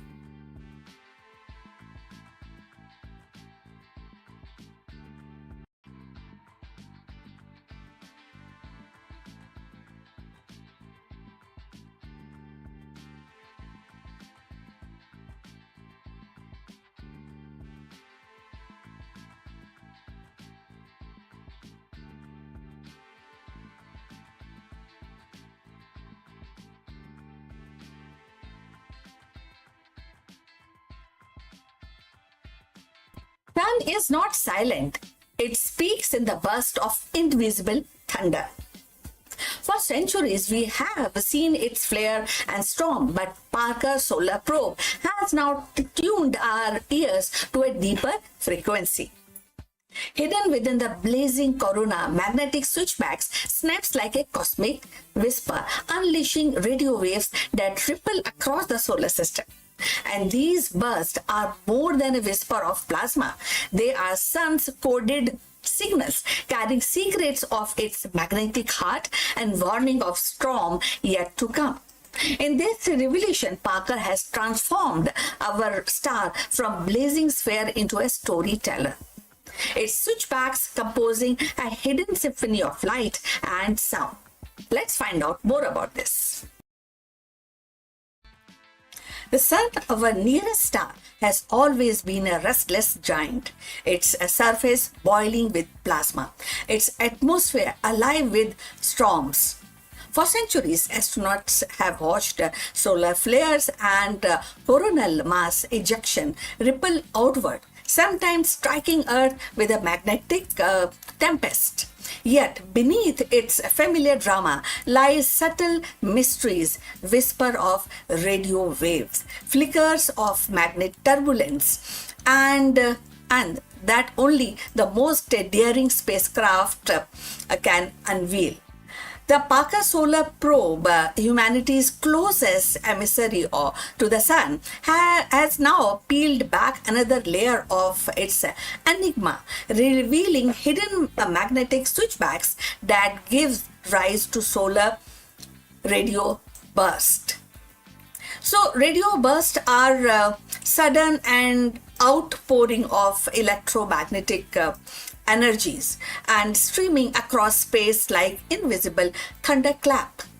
They are often triggered when the charged particle accelerate along the magnetic field lines, releasing energy in the form of radio waves. For decades, scientists knew these bursts existed, but their precise origin remained elusive. Were they born in the corona tangled loop? Did they emerge from the shock wave racing through the solar wind? But now Parker Solar Probe diving deep and close to the sun's surface has provided the most intimate clues yet. So if you have reached this far, please inform us from which city you have tuned in and in which language you are watching this video. This will help us to determine reach of our channel. So going forward, as the probe skimmed through the solar atmosphere, its instruments detected abrupt revelation, abrupt uprising the magnetic field. Switchbacks like a king in the garden hose. These switchbacks are not gentle bend, but actually sharp zigzags, flipping the direction of the magnetic field from a brief for a brief moment before snapping back. Each switchback carries plasma along with it, accelerating particles and steering the turbulence. The new data suggests that these magnetic switchbacks are fertile ground for radio burst. Miniature accelerator that hurl electrons into spiral, producing the radio signal that astronomers detect across the solar system. So these insight reshapes our understanding and space weather. Now going forward, the discovery is definitely profound. It's linked with the two previously disconnected phenomena. On one hand, switchbacks were known as the oddities in the solar wind, puzzling features that hint at the chaotic dynamics near the sun. And on the other hand, radio bursts were catalogued as a distinct emissions useful for diagnosing the solar storm, but poorly understood in origin. The Parker finding weave them together, and the switchbacks are now not mere curiosities, but engine of radio emission, shaping the very soundtrack of sun's activity. So, radio bursts are not just academic curiosity, as we have already mentioned. They are interface or with the communication, navigation system, even the spacecraft operations. By tracing them back to the magnetic switchbacks, scientists gain predictive power. If switchbacks can be mapped and modeled, then the radio burst and the storm they create can be anticipated with a greater accuracy. So, in essence, Parker has given us a new diagnostic tool, a way to listen to the sun's magnetic heartbeat and foresee its disruptive pulse. The implication extend beyond Earth. Radio bursts ripple through the heliosphere and the vast bubble of solar influence that envelops the planet. They may play a role for accelerating cosmic rays, shaping a planetary magneto atmosphere, and even the influencing the chemistry of atmosphere. So, for Mars, with its magnetic shield, such burst could be particularly consequential and steering its upper atmosphere and affecting its future. Human explorer, and that is a good info data for the human explorer and the astronauts. For distinct spacecraft, understanding radio burst is vital for shielding electronics and maintaining communication link. And this is also a poetic dimension to its discovery. The sun, often imagined as a blazing sphere of light, now reveals itself as a symphony of invisible signals. Its magnetic field twists and snaps like violin strings, producing radio notes that echo across the space. So, Parker's solar probe, actually braving the furnace of Corona, has become our ear pressing against the star, catching whispers that were once lost in the cosmic din. Each switchback is a stanza, each burst is a refrain, and composing a hidden music of the sun. So, looking ahead, scientists will combine Parker's data with observation from other missions such as Solar Orbiter to build a full picture. Together, these spacecraft will actually triangulate the origin of burst and map the geometry of switchbacks and refine model of solar wind. So, the ultimate goal is not to understand the sun, but to live safely within its influence. As humanity ventures deeper into space, towards the moon, Mars, and beyond, predicting solar radio burst will be essential as a forecasting storms on the earth. So, in a grand narrative of exploration, Parker's discovery is reminder that even the familiar star hold secrets. The sun, which has actually shining upon the earth for billions of years, is still teaching us how its magnetic heart beats. And hidden switchbacks, once invisible, now stands revealed as an architect of radio storm. And with each revelation, we drew closer to mastering the cosmic weather that shapes our destiny among the stars.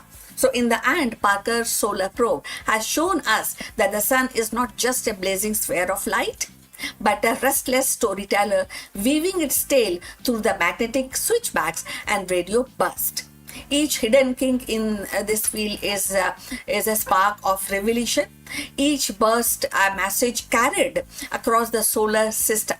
By decoding these signals, we are not only learning to predict the storm that shapes our cosmic environment, but also hearing for the first time the sun's secret voice. The discovery reminds us that even the most familiar star still holds mysteries awaiting to be unveiled, and with every orbit, the Parker brings us closer to understanding the rhythm of our star's eternal symphony. So, for today we have come to the end. Magnetic strings and cosmic echoes, that's what is very amazing, and and very kind of good to really know more about it. So thanks for watching. Please please like and subscribe our channel. See you in the next one. But before we end, few words from our affiliate partner. Stop settling for a good enough video. If your built-in laptop camera looks like a grainy mess, it is time for an upgrade. Want to instantly level up your video presence? I like to present the Lenovo Performance FHD webcam. This is a game changer for your desktop setup. Technically, this is packed.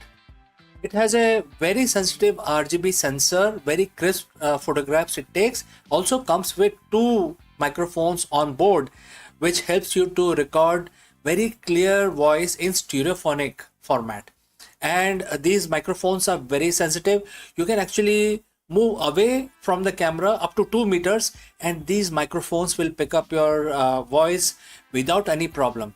This is a very strong piece. This is very sturdy. Comes with tripod ready. Comes with a very long leash, so it gives you a lot of flexibility to place the webcam wherever you want to keep in your studio. And also it has a swivel base, which is also very handy.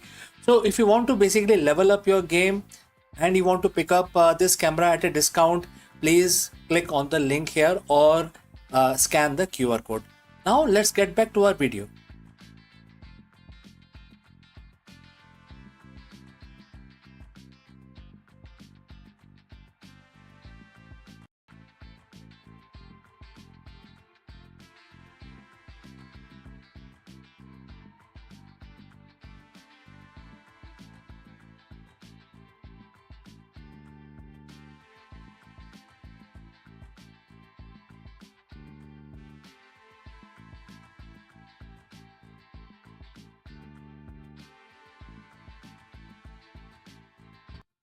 Hello friends and namaskaram. Let me ask you, is your leadership built to last or is it stuck in a loop? In this episode of Beyond the Boardroom, we dive deep into the timeless wisdom of Bhagavad Gita to uncover a startling truth for the modern day leaders, which is the cycle of rebirth and death, etc. In the material world, even the highest achiever in the Brahmalok, which is the pinnacle of success, are subject to the laws of time and repetition. For CEO, this rebirth manifests as grueling cycle of market disruption, product obsolescence, and the constant need to reinvent the wheel. Let us discuss this further.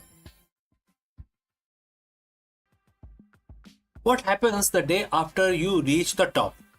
Every CEO has a Brahmalok moment. It is the quarter where the revenue hit a record high, the IPO is a smash, or the boardroom gives you a standing ovation. In the world of business, we call it having arrived. But there is a quiet anxiety that follows that peak. It is the realization that tomorrow the clock reset to zero. The market changes. The competitor emerges from the garage in the Silicon Valley. Your top talent get headhunted. Suddenly you aren't the king of the mountain anymore. You're back in the trenches fighting for the survival. In Bhagavad Gita, chapter 8, verse 16, Bhagwan Krishna delivers a sobering truth to Arjun that every modern leader needs to hear.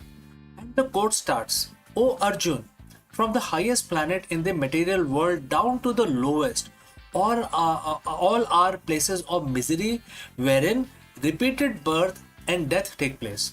But one who attains to my abode, O son of Kunti, never takes birth again." And the quote close. Today we are going beyond the boardroom. We are going to explore why every CEO is trapped in a cycle of rebirth and how to finally break it. Friends, if you have reached this far, please inform us from which city you have tuned in and in which language you are watching this video. This will help us determine the reach of our channel. Now let's proceed further.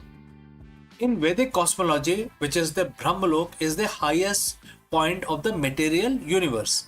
It is the peak of pleasure, power, and longevity. But Bhagwan Krishna warns that even there you aren't safe from the cycle.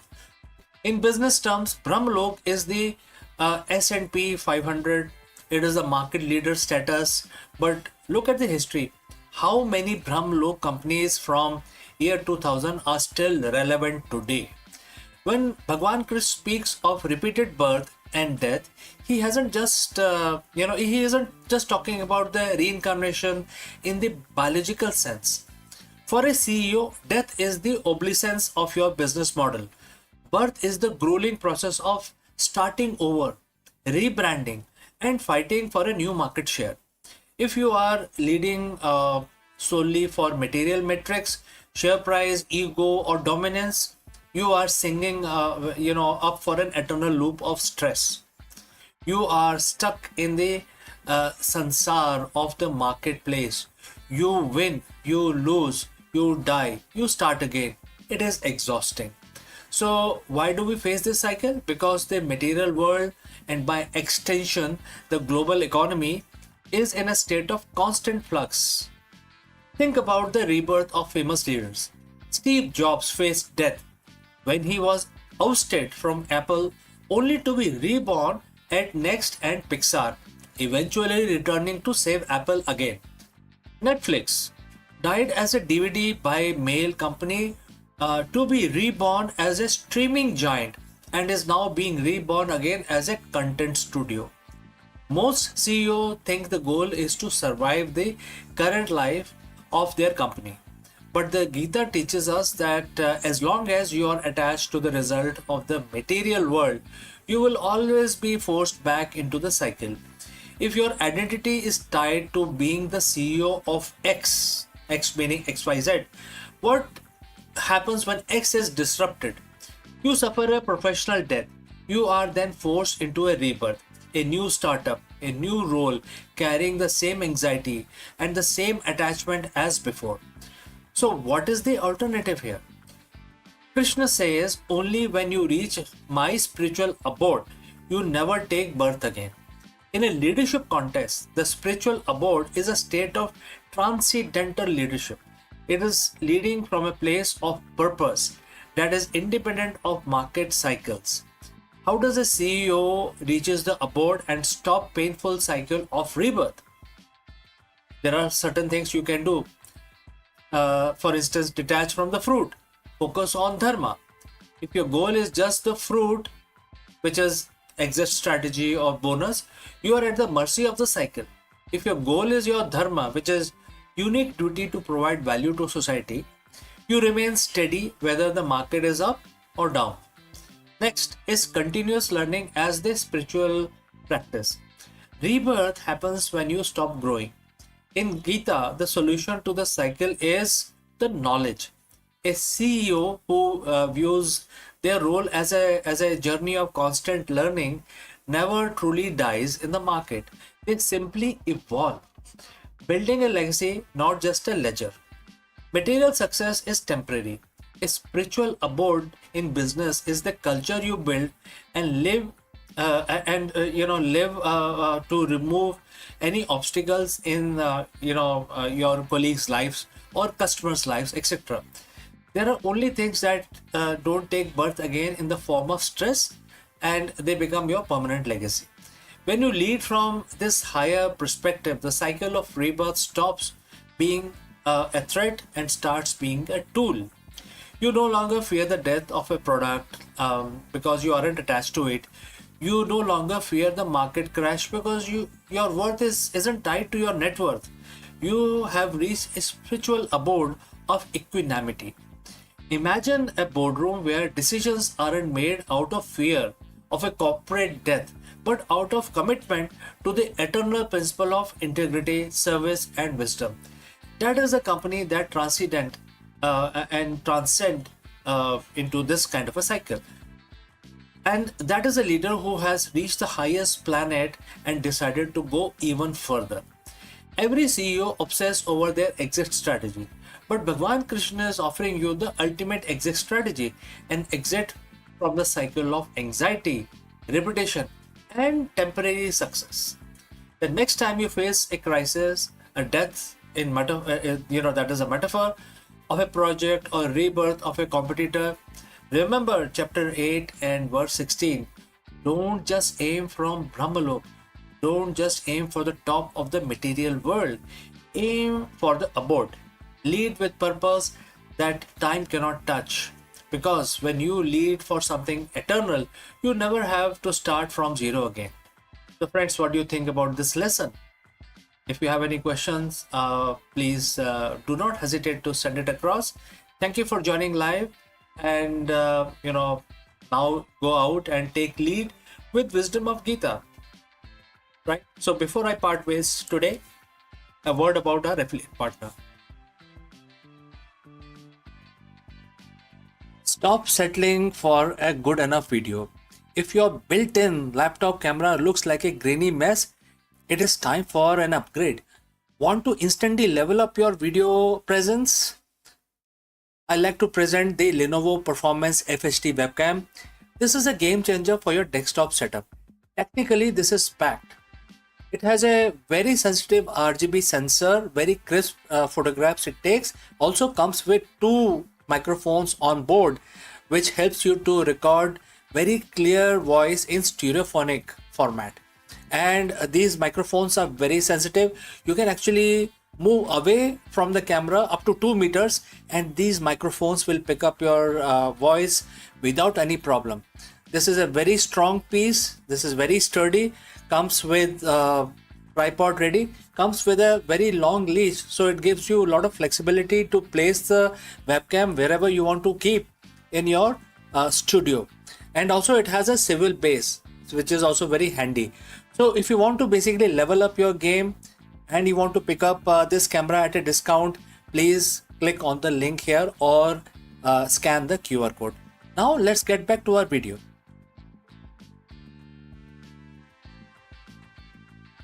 In an era where the artificial intelligence debates blur the line between mind and machine, the voice of an ancient sage still echoes with a startling clarity.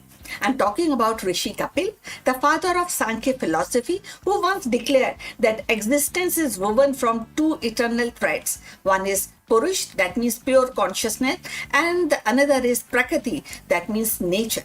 25 centuries later, his vision feels uncannily modern. So let's find out more about this philosophy. Hello दोस्तों, नमस्कारम। आप सबका स्वागत है। हम जो भी leader हैं, हमारे सीईओ हो सकते हैं, टीम लीडर्स हो सकते हैं, वाइस प्रेसिडेंट हो सकते हैं, इन सबको एक चीज़ बहुत ही प्रभावित करती है, वो है बिजनेस अनसर्टेनिटी। उससे काफ़ी मानसिक तनाव होता है। तो हम इस चीज़ का सोल्यूशन ढूंढने की कोशिश करते हैं, लेकिन कहीं मिलता नहीं है। तो आज हम इस क्वेश्चन का, इस सिचुएशन का सोल्यूशन निकालने का प्रयास करेंगे और हम भगवत गीता की सहायता लेंगे। आप सबको पता है, भगवत गीता एक मास्टर क्लास की तरह हमारे सामने मौजूद है और आधुनिक लीडर के ऊपर बिल्कुल बखूबी इसकी जो लर्निंग्स है वो इम्प्लीमेंट की जा सकती हैं। तो आज हम एक पर्टिकुलर वर्स से इस सिचुएशन का सोल्यूशन निकालेंगे, जिसमें भगवान श्री कृष्ण ने अर्जुन को समझाया कि सब कुछ प्रकट और अप्रकट है, ठीक वैसे ही जैसे कि किसी बिजनेस का उतार चढ़ाव।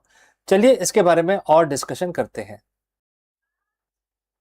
आज की भागदौड़ बड़ी जिंदगी कॉर्पोरेट दुनिया में, जहां बाजार हर पल बदलता है, जहां मुनाफा और घाटा किसी जुए की तरह अनिश्चित है, अनसर्टेन है, वहीं एक सीईओ का सबसे बड़ा हथियार क्या है? क्या वो टेक्नोलॉजी है? क्या उसकी बड़ी टीम है? नहीं, वो उसका हथियार है मेंटल स्टेबिलिटी, मानसिक स्थिरता। आज हम चर्चा करेंगे भगवत गीता के अध्याय 2 श्लोक 28 पर, जो एक सीईओ के लिए कर्म योगी और उसकी असली परिभाषा को डिफाइन करता है। चलिए हम इस पर्टिकुलर वर्स के बारे में बात करते हैं। इस वर्स में भगवान श्री कृष्ण अर्जुन से कहते हैं, हर चीज, हर इंसान, हर बिजनेस अपने जन्म से पहले इनविजिबल था, मृत्यु के बाद फिर से वो इनविजिबल हो जाएगा, मतलब वो होगा ही नहीं, मैनिफेस्ट ही नहीं होगा, अनमैनिफेस्टेड रहेगा। केवल जीवन, जन्म और मृत्यु के बीच में जो जीवन काल है उसी के अंदर विजिबल रहता है, मतलब मैनिफेस्टेड रहता है। तो जो अनिश्चितता है, के मरने के बाद क्या होगा, जन्म से पहले क्या होगा, उसके बारे में शोक क्यों करना। तो ये एक वर्स है, बहुत ही इंपॉर्टेंट है। अब इसका हम एनालिसिस करेंगे। इससे पहले दोस्तों, अगर आप यहाँ तक पहुंचे हैं तो हमें कमेंट करके जरूर बताएं कि किस सिटी से आप हमारा ये वीडियो देख रहे हैं और आप किस लैंग्वेज में हमारा वीडियो देखना पसंद करते हैं। तो चलिए आगे बढ़ते हैं। एक सीईओ के रूप में आप रोज नई चुनौतियां देखते हैं। प्रोजेक्ट फेल होते हैं, सक्सेस होता है, शेयर गिरता है, ऊपर चढ़ता है, लोग साथ छोड़ते हैं और इससे विपत्ति और दुख आता है। कभी कभी कुछ नेगेटिव होता है तो उससे कुछ ना कुछ प्रॉब्लम्स आती है या कोई दिक्कत आती है। लेकिन गीता आपको क्या बताना चाहती है? जो आया है वो जाएगा। बिजनेस का राइज एंड फॉल एक ही चक्र के हिस्से हैं। जब आप इस सच्चाई को स्वीकार कर लेते हैं तो उतार चढ़ाव का खेल जो है, इसके जो हिस्सा है, उसको उससे आपका डर खत्म हो जाता है। आप विचलित नहीं होते, आपको किसी तरह का भय नहीं लगता है। आपको समझ में आता है कि जो प्रॉफिट एंड लॉस है, they are part of the same coin, same wheel. आप परिणाम, जो रिजल्ट है, उसकी चिंता नहीं करते, बल्कि प्रोसेस में जीने की शुरुआत कर देते हैं। कृष्ण अर्जुन से कहते हैं कि जो अगर आप सब कुछ अस्थाई है तो पछतावा कैसा। एक सीईओ के लिए शोक का मतलब क्या है? अतीत की गलतियों पर रोना या भविष्य की विफलता पर डर को पैदा करना। मतलब आप पीछे वालों से इतने जो इंसिडेंट्स हुए उससे इतने ज्यादा आप टच हो जाते हैं कि आगे आप डरने लग जाते हैं। सो कर्म योगी होने का क्या मतलब है? पूरी ताकत के साथ काम करना, लेकिन उसके फल से खुद को बांध के नहीं रखना चाहिए, जिससे आपको ना किसी चीज का शौक हो, ना फ्यूचर में होने वाले इंसिडेंट्स का भय हो। आप डिटैच होकर निर्णय लें, तब आपके फैसले भावनाओं से नहीं बल्कि डेटा और विवेक से प्रेरित होंगे। यही वो स्थिरता है जो लीडर को भीड़ से अलग खड़ा करती है। अपनी टीम को यह संदेश दें कि अनिश्चित, अनसर्टेनिटी के गुलाम नहीं होके आपको काम करना है, और जो परिवर्तन है, चेंज, यही एक मीडियम है सक्सेस पाने का। मतलब कि चेंज को हमेशा एम्ब्रेस करना है। चेंज तो होके ही रहेगा। भगवान कृष्ण इस वर्ष में यही बता रहे हैं कि चेंज आपके कंट्रोल में नहीं है, रिजल्ट आपके कंट्रोल में नहीं है, लेकिन उस पे काम करना आपके पूरे कंट्रोल में है। मार्केट आपके कंट्रोल में नहीं है, मार्केट अनसर्टेन है, लेकिन कोई बात नहीं। आपके जो इन्वेस्टर हैं वो हमेशा चिंतित हैं, लेकिन उनको विजन दिखाइए। आपकी टीमें डरी हुई हैं, उनको आप स्टेबिलिटी दिखाइए। तो साथियों, अगली बार जब आप अपने सामने कोई बड़ी चुनौती आए तो याद रखें, इस पर्टिकुलर वर्ड्स के बारे में याद रखें, जो बहुत ही महान शब्द बोले गए हैं भगवान कृष्ण के द्वारा, अर्जुन को बताए गए हैं। इसकी सीख को जरूर ध्यान रखें और इससे ये आपको लगेगा कि आप स्थिर हो जाएंगे, आप कर्म योगी हो जाएंगे। आपको ये जो ये मंत्र की तरह आप इसको इस्तेमाल करें, आपका मार्गदर्शन होगा और आप सक्सेसफुल भी रहेंगे। लेकिन क्योंकि आप इस मंत्र को फॉलो करते हैं तो ज़्यादा सक्सेस और ज़्यादा फेलियर आपको प्रभावित नहीं करेंगे। तो दोस्तों, बहुत ही इंपॉर्टेंट सीख है। अगर आपके कुछ सवाल हैं या कोई आपके ओपिनियन है, जरूर करके कमेंट सेक्शन में लिखिए। और बी ए कर्म योगी। हमारे साथ जुड़ने के लिए धन्यवाद। आपका दिन शुभ रहे। Hello friends, Namaskaram. The Indian government has officially placed a temporary ban on the messaging app Telegram. But why is this happening and how does it relate to upcoming NEET re-examination of 2026? In this video, we break down the government latest crackdown on the exam fraud, the specific role Telegram played in spreading the misinformation, and what this means for students appearing for the NEET retest on June 21st. We will also explain the timestamp fraud, that technique that led to the unprecedented moves.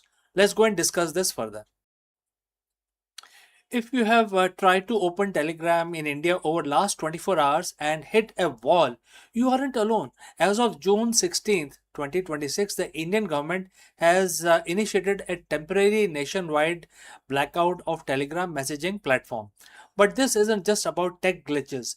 This is a massive coordinated government crackdown aimed directly at one of the most high stakes event in the country, which is the NEET UG examination.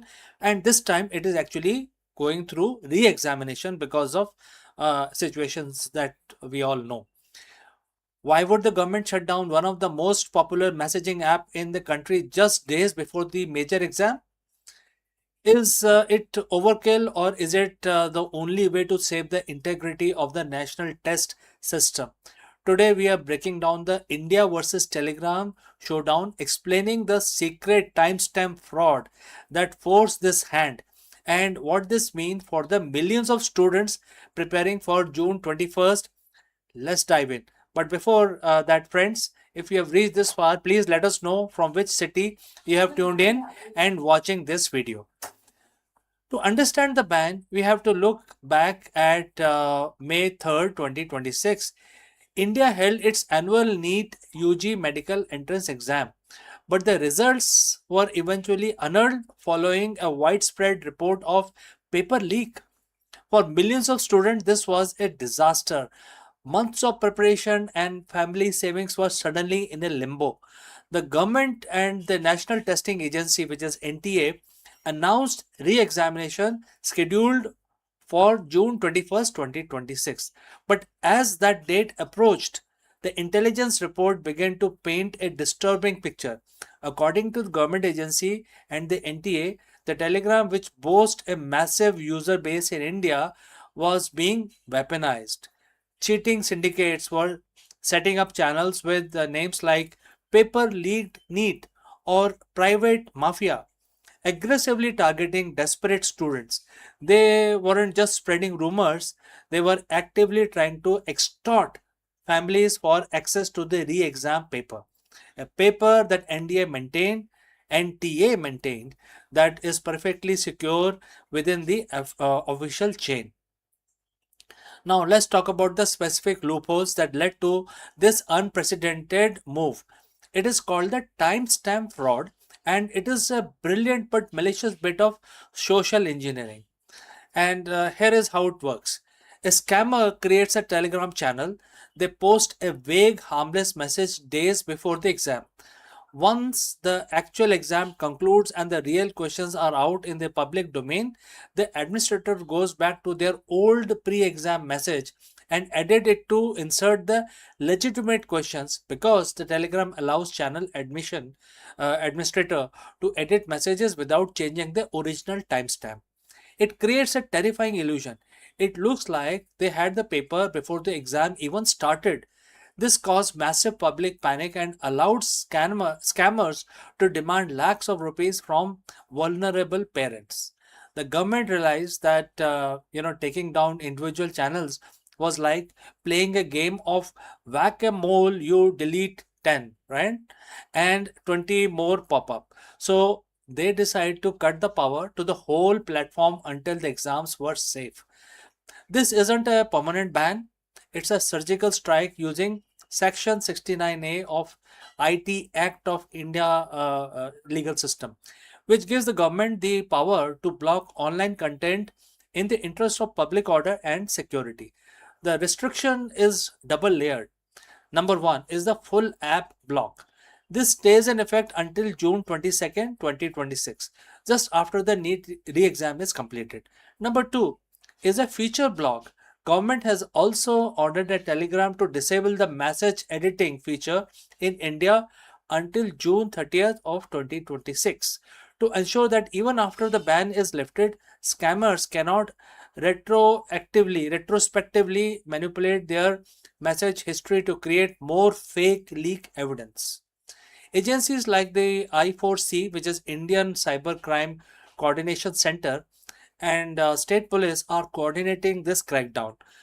While the tech enthusiasts have criticized the ban as a band-aid solution that impacts ordinary users, the NTA has labeled it to a measure of the last resort to protect the integrity of the medical entrance process. If you are a student, and here is the bottom line for you, especially if you are a student, the NTA has repeatedly stated that there are no paper leaks and any claims you see on social media, even those that look verified by timestamp, is almost certainly a scam. Do not fall for these extortion attempts. If you see any suspicious activity, call the National Cybercrime Helpline at 1930 or report it on an official portal. Rely only on the official NTA website for your updates. Whether you agree with the government move or think it is an overreach, one thing is very clear: the digital battlefield for exam security has changed forever. What do you think? Was blocking Telegram the right move to stop the fraud, or should the government have focused on some other solution? Let me know your thoughts in the comments below. Don't forget to like and subscribe for more tech and policy breakdown. And I will see you very soon in the next one.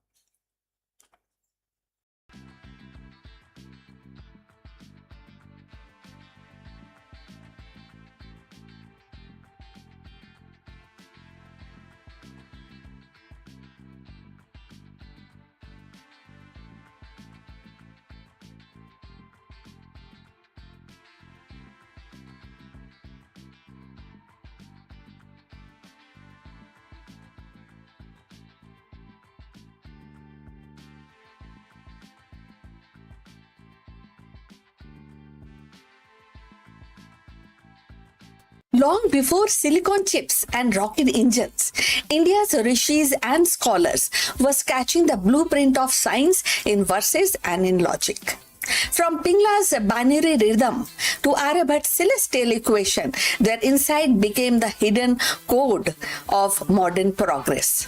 What we call algorithm, astronomy, rocket science today and were once seeds planted in the fertile soil of ancient wisdom in India.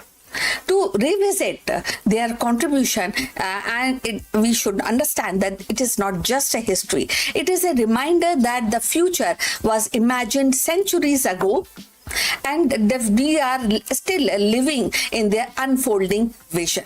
So let's find out more. In the quiet corridor of ancient Indian thoughts, Pingla stands as a mathematician sage whose vision stretched far beyond his time. Living around 3rd, 2nd century BC, he composed the Chandra Shastra, trustee in Sanskrit parody. At first glance, it was a study of poetic meters, but hidden within its verses lay a revolutionary idea: the earliest known description of binary numbers and combinational patterns. And in his hands, poetry became the mathematics, and the mathematics became a language of code. So Pingla's binary system was simple yet profound. So he represented sequences of long and short syllables and using marks and that correspond to what we call today 1 and 0. This was not merely a poetic device, it was a seed of digital logic. Centuries later, the same binary framework would become the foundation of computer science, coding language, and the algorithm that drives artificial intelligence. And in 2026, every smartphone, rocket guidance system, and the quantum processor hums with the rhythm of Pingla's insight. The universe can be described in two states, on and off, presence and absence. So if you have reached this far, please inform us from which city you have tuned in and in which language you are watching this video. This will help us to determine the reach of our channel. Now, moving forward, imagine the world without Pingla's contribution. Without binary, modern digital revolution would flatter. Computer might still exist, but their architecture would be clumsy, reliant on unwieldy numerical system. Rocket science, which depends on precise coding, error-free communication, would stumble. The artificial intelligence which thrives on binary logic would be delayed maybe by centuries. The absence of Pingla's vision would mean a world where the progress limps and instead of leaps. So, where the dream of space exploration and the digital connectivity remain distinct. So, in 2026, his relevance is sharper than ever. As scientists push boundaries in quantum computing, they still rely on binary as the bedrock of classical computation. Rocket science pierce the sky, and their guidance system echoes Pingla's binary rhythms. As artificial intelligence learns, adapt, and evolve, it does so through the string of 1 and 0, the same language Pingla first sketched in the poetic form. His work reminds us that the most advanced technologies are often born from the simplest truth. Modern scientists owe him a gratitude. Every programmer writes code, every physicist modeling particles, and every engineer designing spacecrafts stand on the shoulders of Pingla. His binary vision transformed poetry into mathematics, mathematics into logic, and logic into digital universe. To thank him is to acknowledge that the progress is not only building in the labs or observatories, but also in the mind of sage who saw pattern in verses, numbers in rhythm. Pingla's legacy is reminded that the science is not bound to by any time. His binary system, conceived in an age of oral tradition, poetic recitation, and now drive the engines of rocket science and the algorithm of artificial intelligence. In every line of code, in every rocket launch, in every digital heartbeat of 2026, Pingla's voice resonates. He showed us that the simplicity is the key to infinity. And that form two symbol 1 and 0, the universe of knowledge can unfold. So the legacy of India's ancient scientists is not confined to dusty manuscripts or forgotten verses. It is actually pulses through every circuit, every rocket launch, every equation written today. Without their vision, the binary code of Pingla, the celestial map of Aryabhat, or the medicinal insight of Charak, our modern world would be poorer. And their wisdom reminds us that the progress is not born in isolation, but carried forward by generation who dare to imagine beyond their age. As we step into 2026 and beyond, every scientist, coder, explorer, actually owns a silent gratitude to these rishis of reason. For their lit the first spark of discovery that now fuels the engines of science and rocket flights. And in their echoes, we find our future. So we have come to the end of this video. Look forward for your comment on this subject. And please like and subscribe our channel, and we'll see you in the next one. But before we end, few words from our affiliate partner. Stop settling for a good enough video.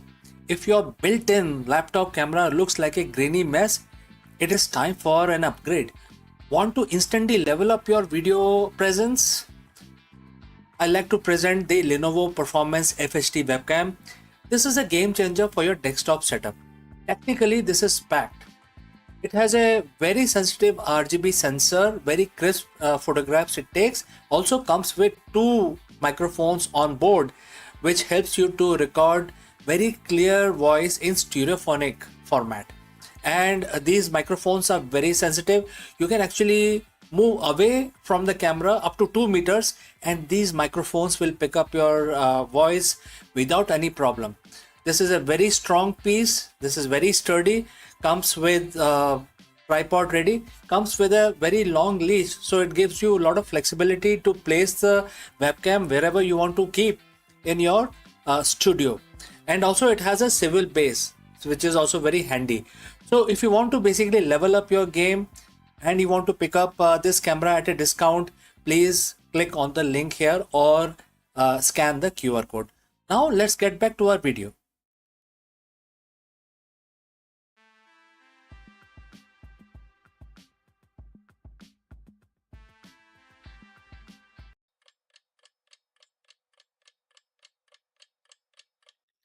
Hello friends and namaskar. Today we are discussing about the neutron stars. Neutron stars are essentially giant atomic nuclei, but even they have a limit to how much mass they can pack into a tiny space. When they cross that threshold, they stop being a star and start becoming the most mysterious object in existence, and that is the black hole. In today's video, we are exploring the exact moment a neutron star collapses, and we break down the complex physics of stellar death into simple terms, explaining the tipping point that leads to total gravitational collapse. Let's go and discuss this further. Imagine the object the size of a city, roughly about 20 kilometers across, that contains more mass than our entire sun. If you could scoop up a single teaspoon of the material, it would weigh as much as Mount Everest. And this is known as neutron star. You know what we have heard described so far. It is the crushed, degenerated remains of a dead star held together by the most incredible force in the universe. But even these titans have breaking points. Today we are asking the question, what happens when a neutron star finally loses its battle against gravity? And why does that defeat the lead to the creation of the black hole itself? So friends, if you have reached this far, please inform us from which city you have tuned in and in which language you are watching this video. This will help us determine the reach of our channel. Alright, let's move ahead. To understand the collapse, we first have to understand why they don't collapse in the first place. A neutron star isn't a burning fuel like a normal star. It's dead. So what's keeping it from imploding? It's the principle called the neutron degeneracy pressure. Think of it like this. Atoms are mostly empty space. When the star collapses, the gravity is so strong that it forces protons and electrons together until they fuse into a neutron. You end up with a giant sphere of pure, dense nuclear matter. Those neutrons hate being squashed too much together, too close together. They push back. That pushback is what creates a physical wall against the gravity. However, there is a limit to that as well. That limit is called the Tolman Oppenheimer Volkoff limit, or in other words, short TOV limit, named after the physicist who first crunched the numbers. And the TOV limit tells us that the neutron degeneracy uh, pressure can only support up to 2.1 to 2.3 times the mass of our sun. Think of it like a bridge. If you add one truck too many, the bridge fails. In the universe, if a neutron star gains mass, perhaps by stealing material from a companion star or colliding with another neutron star, it crosses that threshold. The bridge of degeneracy pressure snaps. Once that mass threshold is crossed, the game is over. The gravity stops being a force that the star can resist and become an inevitable destiny. The core begins to contract, but it doesn't just shrink, it essentially exits our observable universe because there is no known force in the laws of physics capable of stopping that contraction. The star keeps collapsing smaller and smaller and smaller. It shrinks past its own event horizon. At that point, not even light can escape the gravity. So, where does it go? Does it vanish? It doesn't disappear. It becomes a singularity, a point of infinite density, which is also known as the black hole. The material that used to be a bustling, spinning, magnetic neutron star is now permanent rip in the fabric of space-time. We call it nothingness because we can no longer see it, touch it, or send signal to it. It has essentially removed itself from our reality. The death of neutron star is the ultimate testament to the power of the gravity. It's a reminder that our universe, there are rules, and when you push those rules to the absolute limit, physics itself forces a change in the state of existence. So friends, next time you look at stars, remember, some of them aren't just sitting there, they are holding on for the dear life, balanced on a razor's edge between being a star and becoming a black hole in the fabric of space and time. Thanks for watching. If you want to dive deep into the mysterious cosmos, make sure that you hit the subscribe button. And friends, I will catch you again very soon in the next one.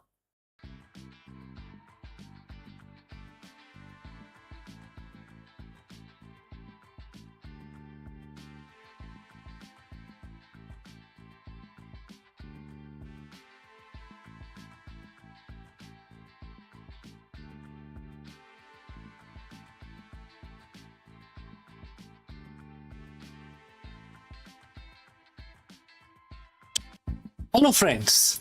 The big question that we want to answer today is that the next industrial revolution happening in deep space? Very profound question.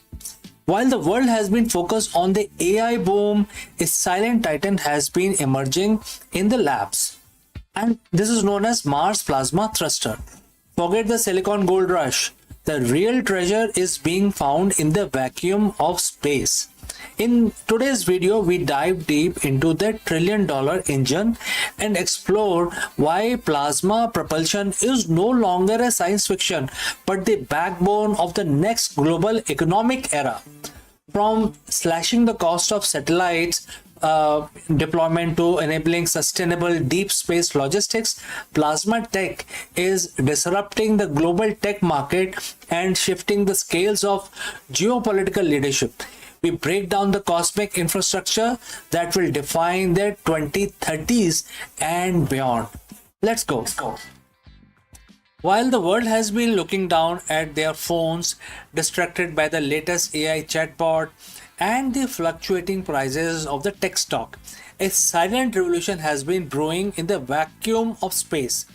We have spent the last decade obsessed with that cloud, but the next trillion-dollar industry isn't made of software.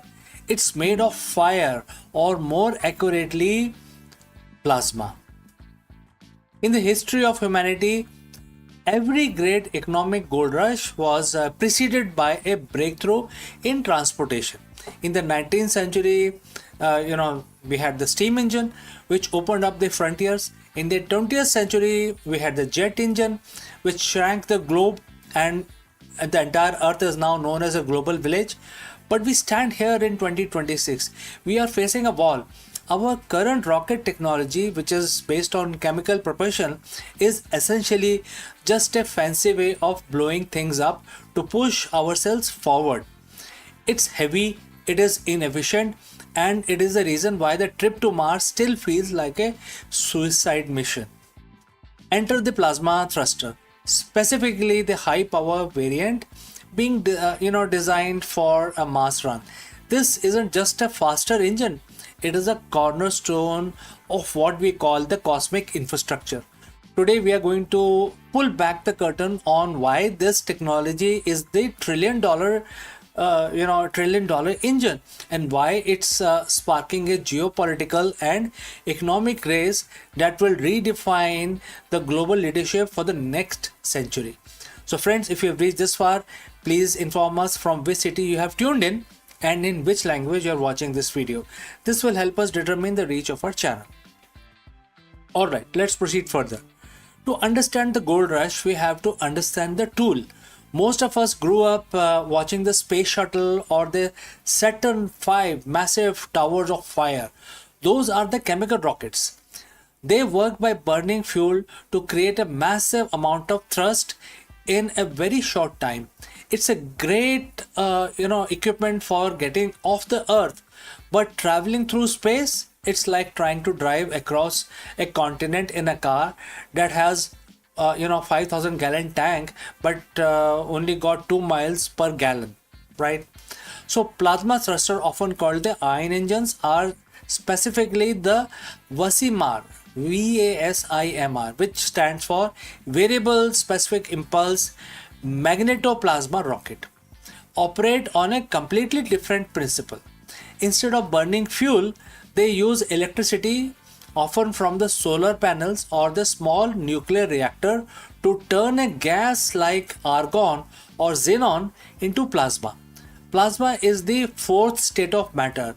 By using the powerful magnetic field, the engine accelerates this plasma to incredible speed, up to 50 kilometers per second.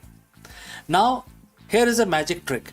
A plasma engine doesn't have the raw power to lift a house off the ground, but once you are in the vacuum of space, it is the ultimate marathon runner.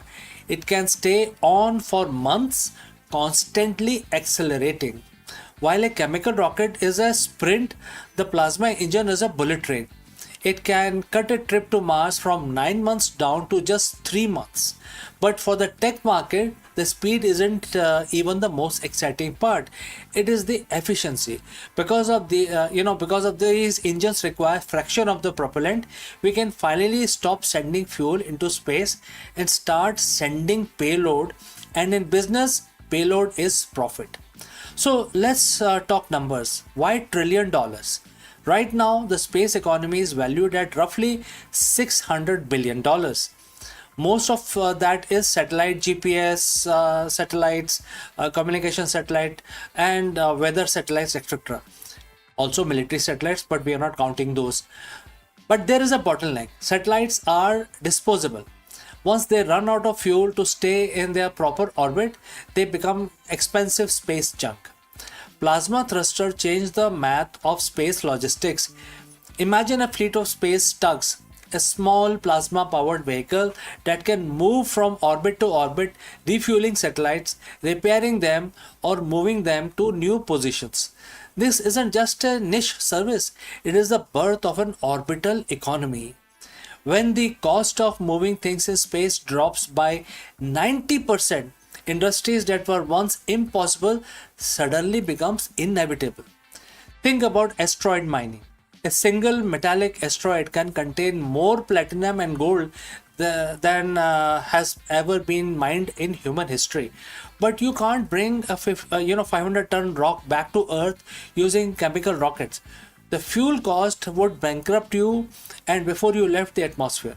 With plasma propulsion, however, you have the slow and steady torque needed to move massive amount of raw material across the solar system. And this is a tech gold rush. The winner just won't be one who finds the gold. It will be the one who owns the infrastructure, the engines that make the trade routes possible. This brings us to the showdown. Who is going to own this infrastructure? Very big question. For decades, space are playground of the superpower, the US and Russia. But the plasma revolution has leveled the playing field and at the same time raised the stakes. We are seeing a three-way race. And which are the titans? NASA and the European Space Agency are betting big on nuclear-enabled plasma propulsion for 2030's Mars mission. Who are the disruptors? Private companies like SpaceX, Blue Origin, smaller startups like Ad Astra are moving at Silicon Valley speed, aiming to commercialize these thrusters for satellite constellations. And who are the new contender? Nations like India and China are aggressively investing in electrical propulsion systems.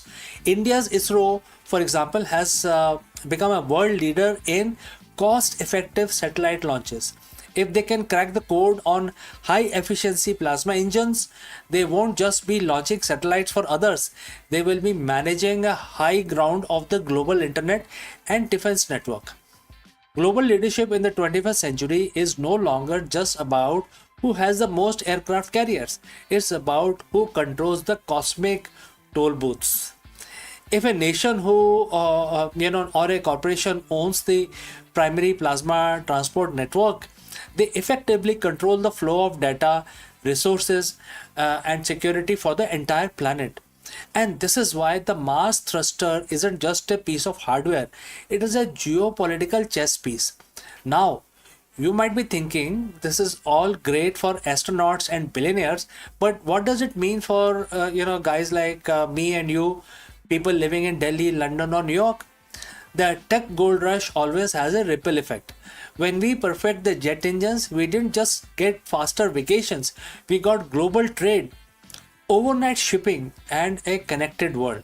The development of Mars grade plasma thruster requires breakthrough in superconductors. Number one, to create the magnetic field needs to contain 1 million degrees of plasma. So we need very high magnetic field generators. Number two is the energy density. To power these engines, we are developing the most efficient solar and micronuclear systems ever conceived. Number three is the material science. Creating hulls that can withstand the bombardment of deep space radiation. These technologies don't stay in space. The superconductor that powers a Mars thruster today will power a fusion reactor on Earth tomorrow.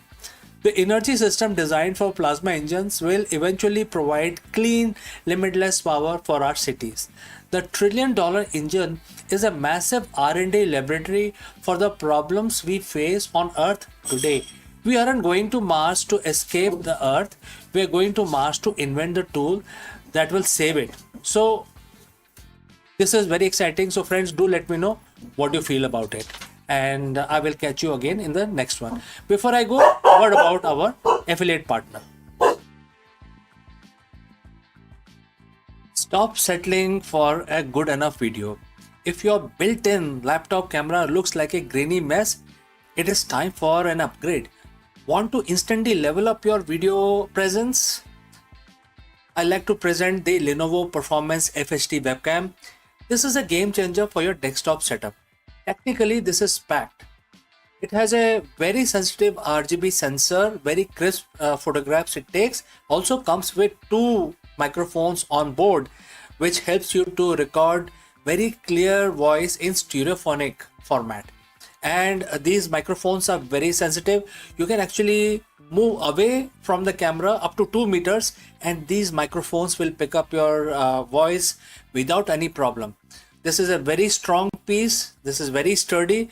Comes with tripod ready. Comes with a very long leash. So it gives you a lot of flexibility to place the webcam wherever you want to keep in your studio. And also it has a swivel base, which is also very handy. So if you want to basically level up your game and you want to pick up this camera at a discount, please click on the link here or scan the QR code. Now let's get back to our video.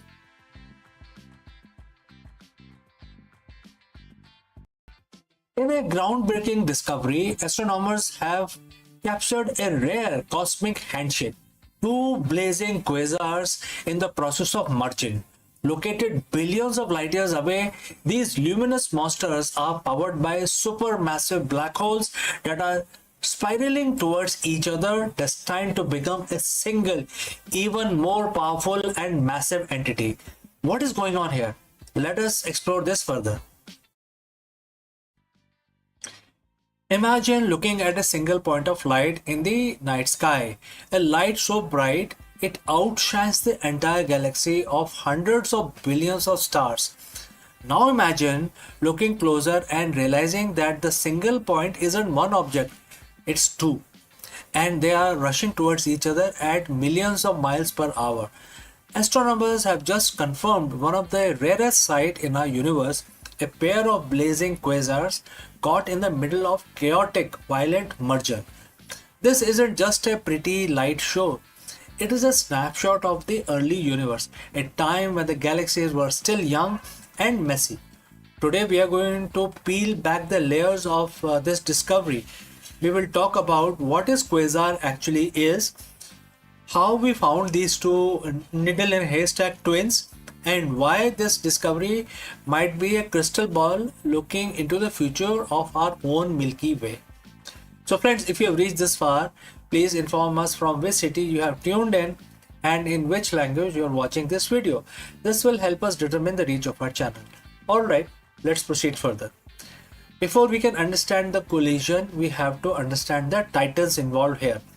The word quasar, which is in short for quasi-stellar radio source, to the early telescope of the 1960s, they looked like stars, but they behaved like monsters. At the heart of every quasar is a supermassive black hole, but the black hole itself isn't the light you see. Black hole by definition don't let light escape. Instead, the glow came from the accretion disk, and as the black hole's gravity pull in massive amount of gas, dust, and even entire stars, that material spins around the center like water goes down the drain. The friction and the gravity heat this material to millions of degrees, causing it to glow with more energy than thousands of galaxies combined. They are the ultimate cosmic lighthouses, visible from very edge of the observable universe. When we see a quasar, we are seeing a black hole that is feeding. Finding a single quasar is hard. Finding two that are merging is nearly impossible. Why? Because they are so far away that they are usually appear as single blurry dot. But recently, a team of astronomers using the Gaia Space Observatory noticed something strange. Gaia is designed to track the positions of stars with incredible precision. While looking at the known quasars, they noticed a jiggle. The light wasn't moving in space, but its intensity was flickering back and forth between 2 points, like a railroad crossing signal seen from a distance. To confirm their suspicions, they called in the big guns, the Hubble Space Telescope and the Gemini North Telescope in Hawaii. Hubble's sharp eyes revealed that this wasn't just a trick of light or gravitational lensing, where a closer galaxy acts as a magnifying glass. No, these were two distinct massive galaxies, each with its own feeding black holes at the center, physically bound by gravity. They are currently separated by only about 10,000 light years, which in cosmic terms is like two people standing on opposite sides of the living room. This specific pair of quasars is special because of when we are seeing them, because the light takes time to travel. Looking deep into space is like looking back in time.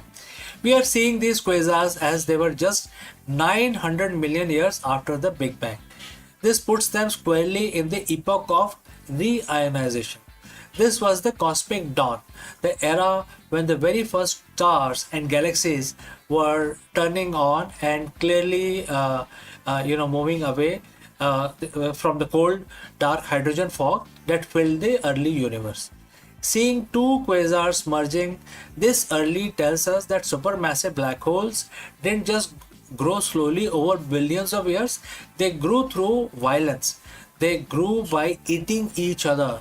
This discovery helps scientists refine their simulations of how the universe evolved from a hot soup of particles into a structured web of galaxies that we see today.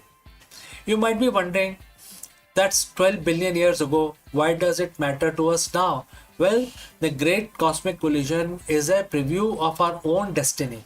Right now, our galaxy, the Milky Way, is on a collision course with our neighbor, the Andromeda Galaxy. In about 4 to 5 billion years, our two galaxies will begin the same dance these quasars are doing right now. Our own central black hole Sagittarius A star, which is currently quiet and not feeding, might wake up during the merger. And as gas from the Andromeda gets shoved into our galactical center, our black hole could ignite, turning a Milky Way into a blazing quasar for distant alien astronomers to see. The two quasars we're talking about today have likely already finished their merger. In the now of the universe, they are probably one single gargantuan elliptical galaxy with one massive black hole at its core. we are just not catching the echoes of their ancient battle. It reminds us that the universe is not static place. It's a dynamic, evolving, and often violent masterpiece. Every time we find a pair like this, we add another piece to the puzzle of where we came from, where the cosmos is going, etc. So, friends, thanks for joining in on this journey across space and time. If you want to keep exploring the wonders of the universe, make sure to hit the subscribe button. Until next time, please keep looking up. Before I part ways, a word from our affiliate partner. Stop settling for a good enough video. If your built-in laptop camera looks like a grainy mess, it is time for an upgrade.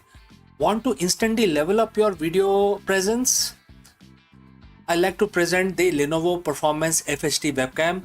This is a game changer for your desktop setup. Technically, this is packed. It has a very sensitive RGB sensor, very crisp photographs it takes. Also comes with 2 microphones on board, which helps you to record very clear voice in stereophonic format. And these microphones are very sensitive. You can actually move away from the camera up to 2 meters and these microphones will pick up your voice without any problem. This is a very strong piece. This is very sturdy. Comes with tripod ready. Comes with a very long leash, so it gives you a lot of flexibility to place the webcam wherever you want to keep in your studio. And also it has a swivel base, which is also very handy. So if you want to basically level up your game and you want to pick up this camera at a discount, please click on the link here or scan the QR code. Now let's get back to our video.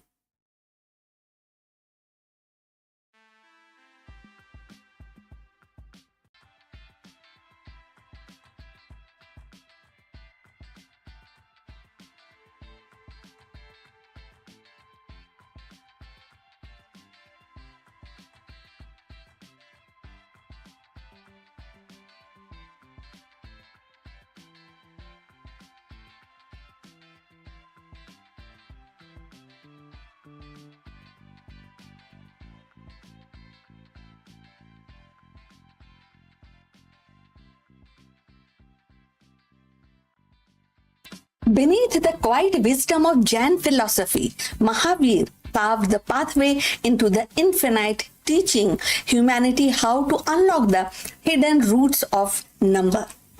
His method for square and the cube roots were not a mere calculation.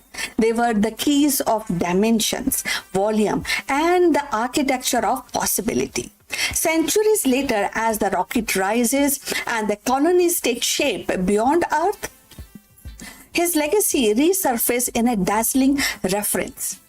In 2026, when engineers measure domes on Mars or chart a spacecraft through the gravitational wells, they echo the same roots Mahavir once revealed. From ancient manuscripts to cosmic frontiers, his mathematics became the bridge, binding the silence of past with the roar of the future and proving that the roots of numbers are also the roots of destiny. So let's find out more about this. In the quiet corridors of ancient India, centuries before the telescope pierced the heavens, Mahavir of the Jain tradition was unraveling mysteries of numbers.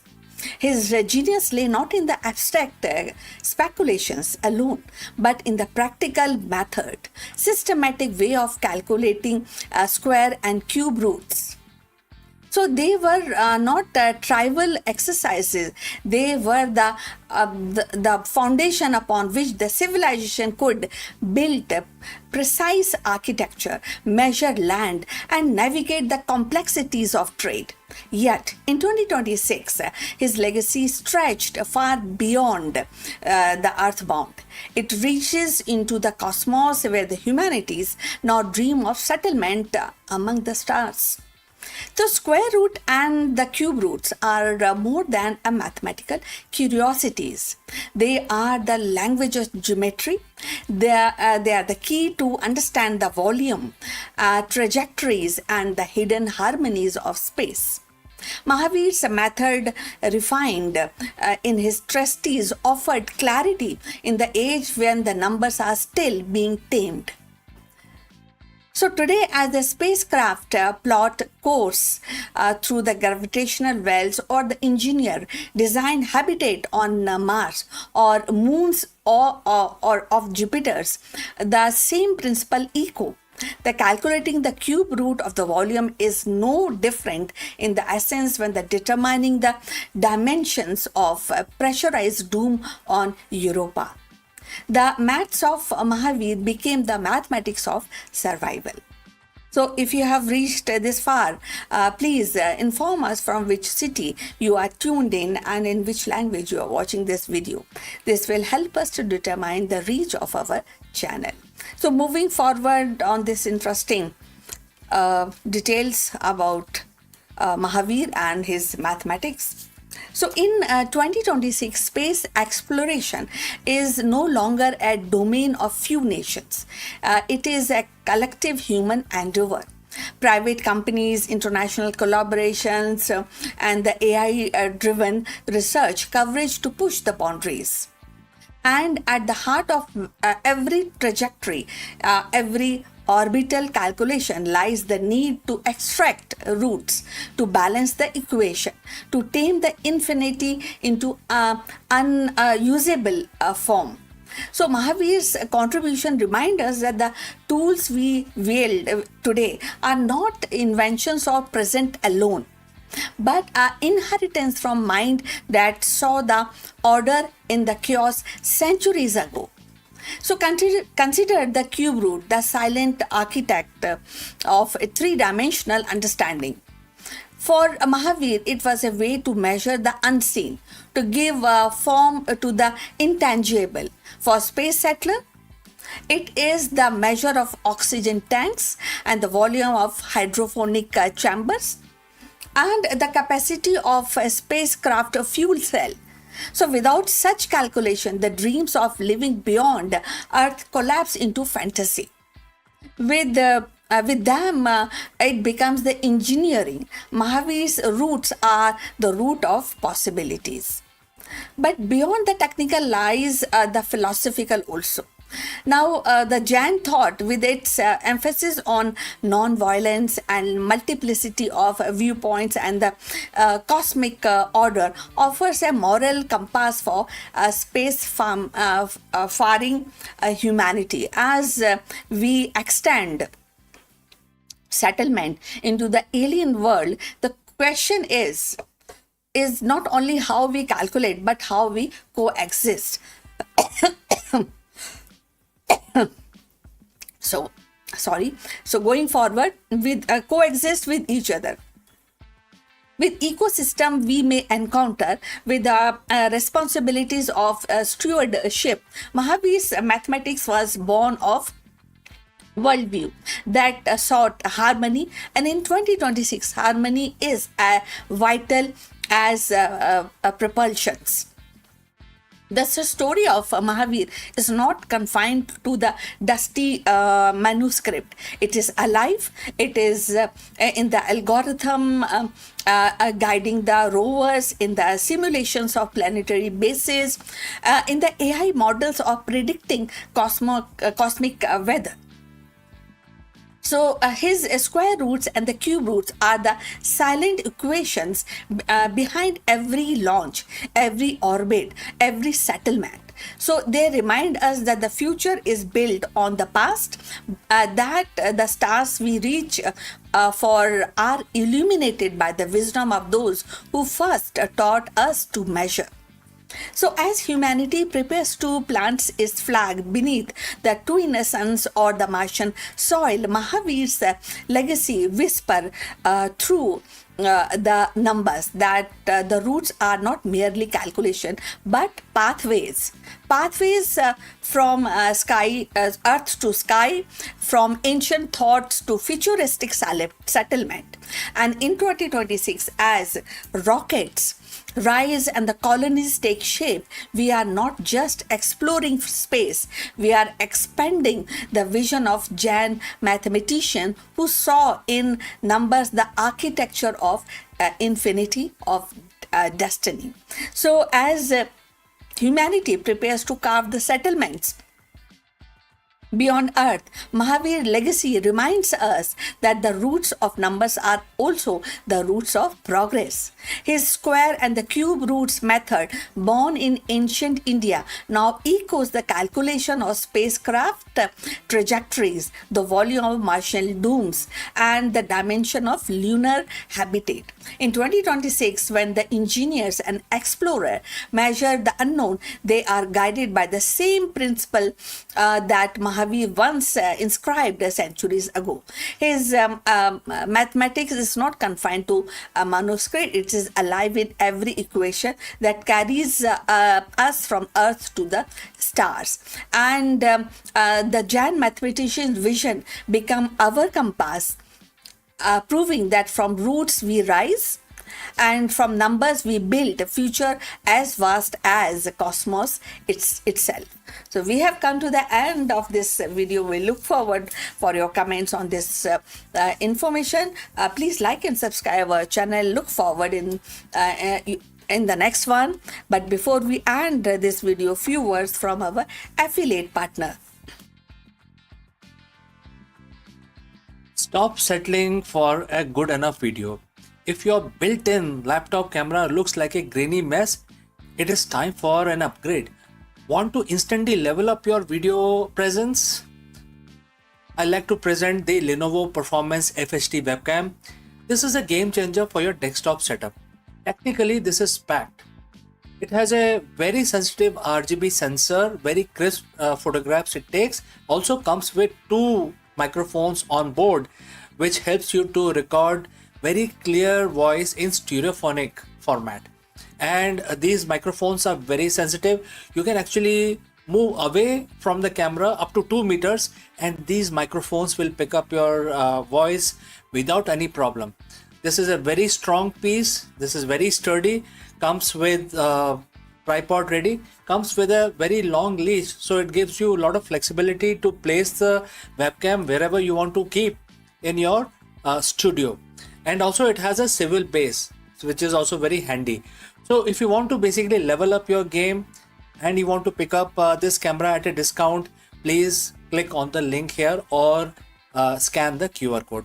Now let's get back to our video.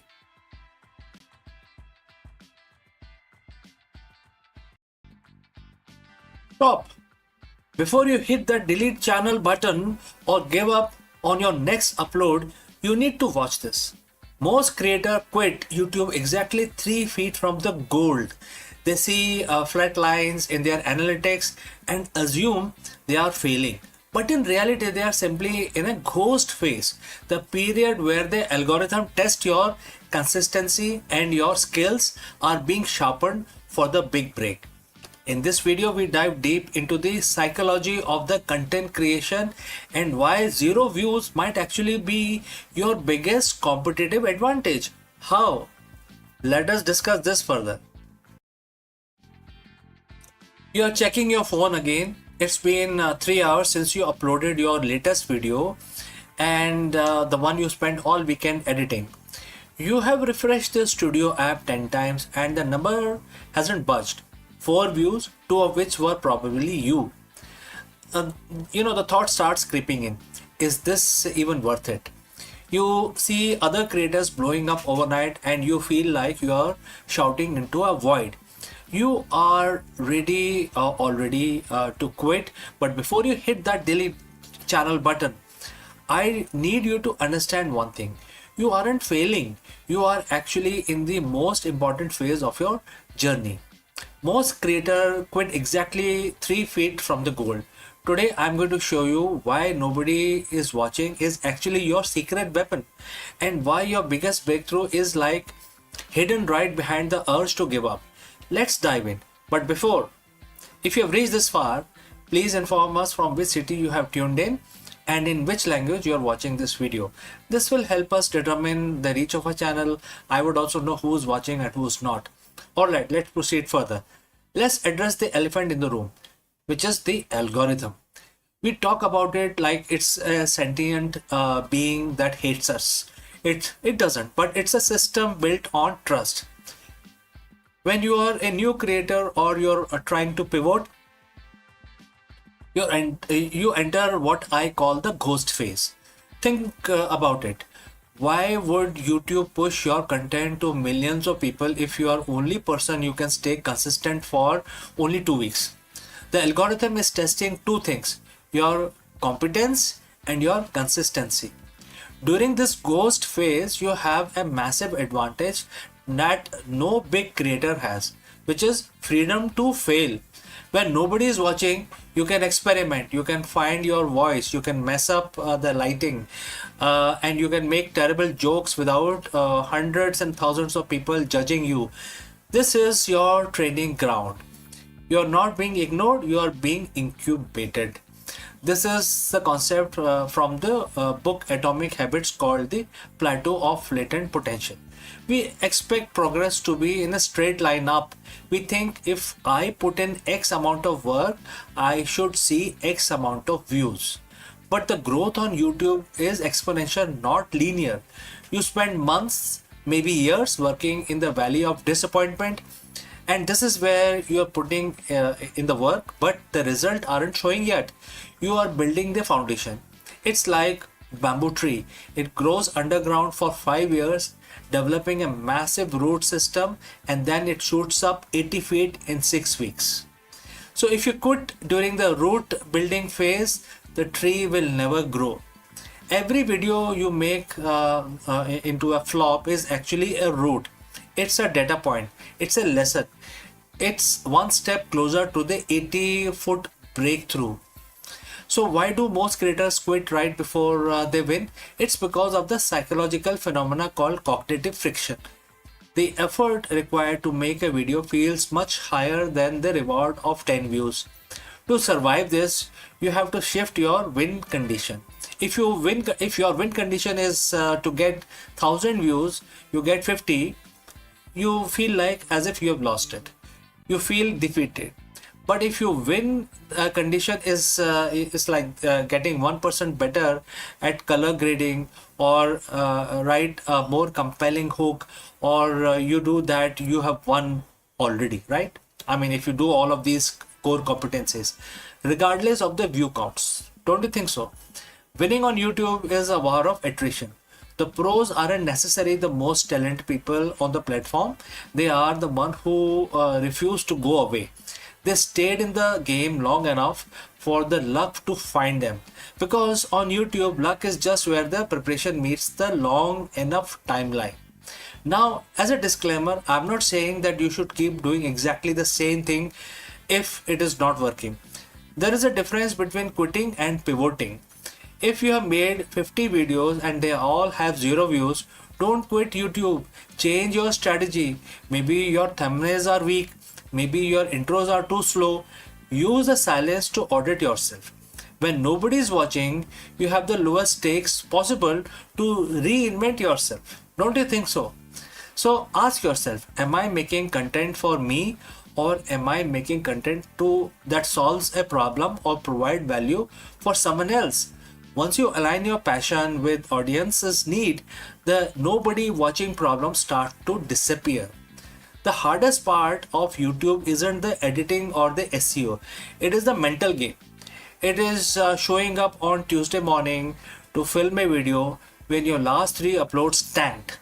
But remember this, every major creator you admire today, from Mr. Beast to MKBHD, had a period where they were talking making videos, but generating 0 interest, 0 views. They felt exactly how you feel right now. The only difference between them and millions of abandoned channels is that they decided to post one more time.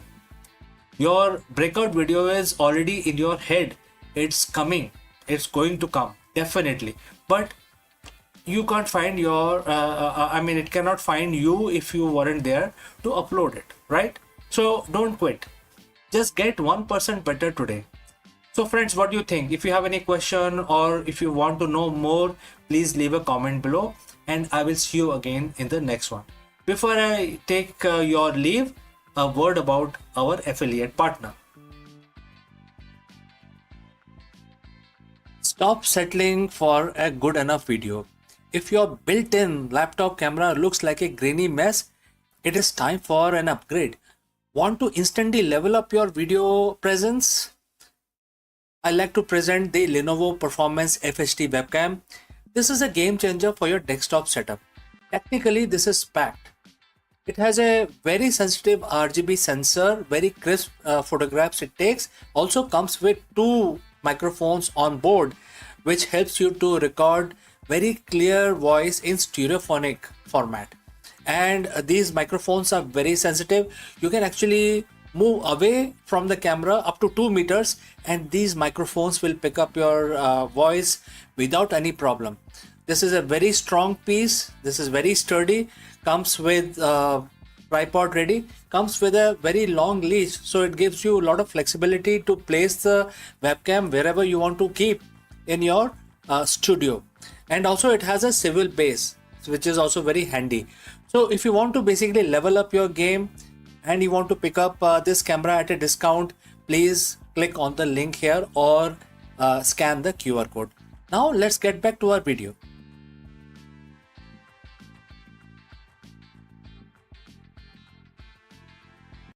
For centuries, lightning has been regarded as a terrestrial phenomena, awe-inspiring but earth-bound spectacle of raw energy. Right? I think you must have seen it. Sometimes it creates ripples in your heart. Sometimes you enjoy the spectacle.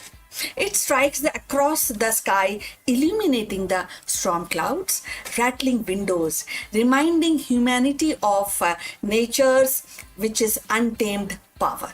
Yet, in the recent years, scientists have begun to uncover a startling truth. Lightning is not confined to Earth, influencing the delicate balance of space weather that governs satellites, communication system, and even the safety of astronauts. The breakthrough actually came from a small NASA satellite, modest in size and but monumental in ambition. Unlike the towering rockets or sprawling observation that often dominates the headlines, this satellite was designed with a precision, simplicity, and its mission definitely was study the electromagnetic fingerprints of lightning and trace how these pulses interact with ionosphere and the charged layer of Earth's upper atmosphere and beyond. Into a vastness of near Earth space, what it discovered actually had sparked a revolution in our understanding of space weather. So if you have reached this far, please inform us from which city you have tuned in and in which language you are watching, because that will help us to determine the reach of our channel.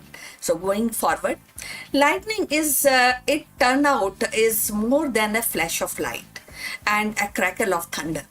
Each bolt sends electromagnetic waves and racing upwards, piercing the ionosphere like invisible arrow.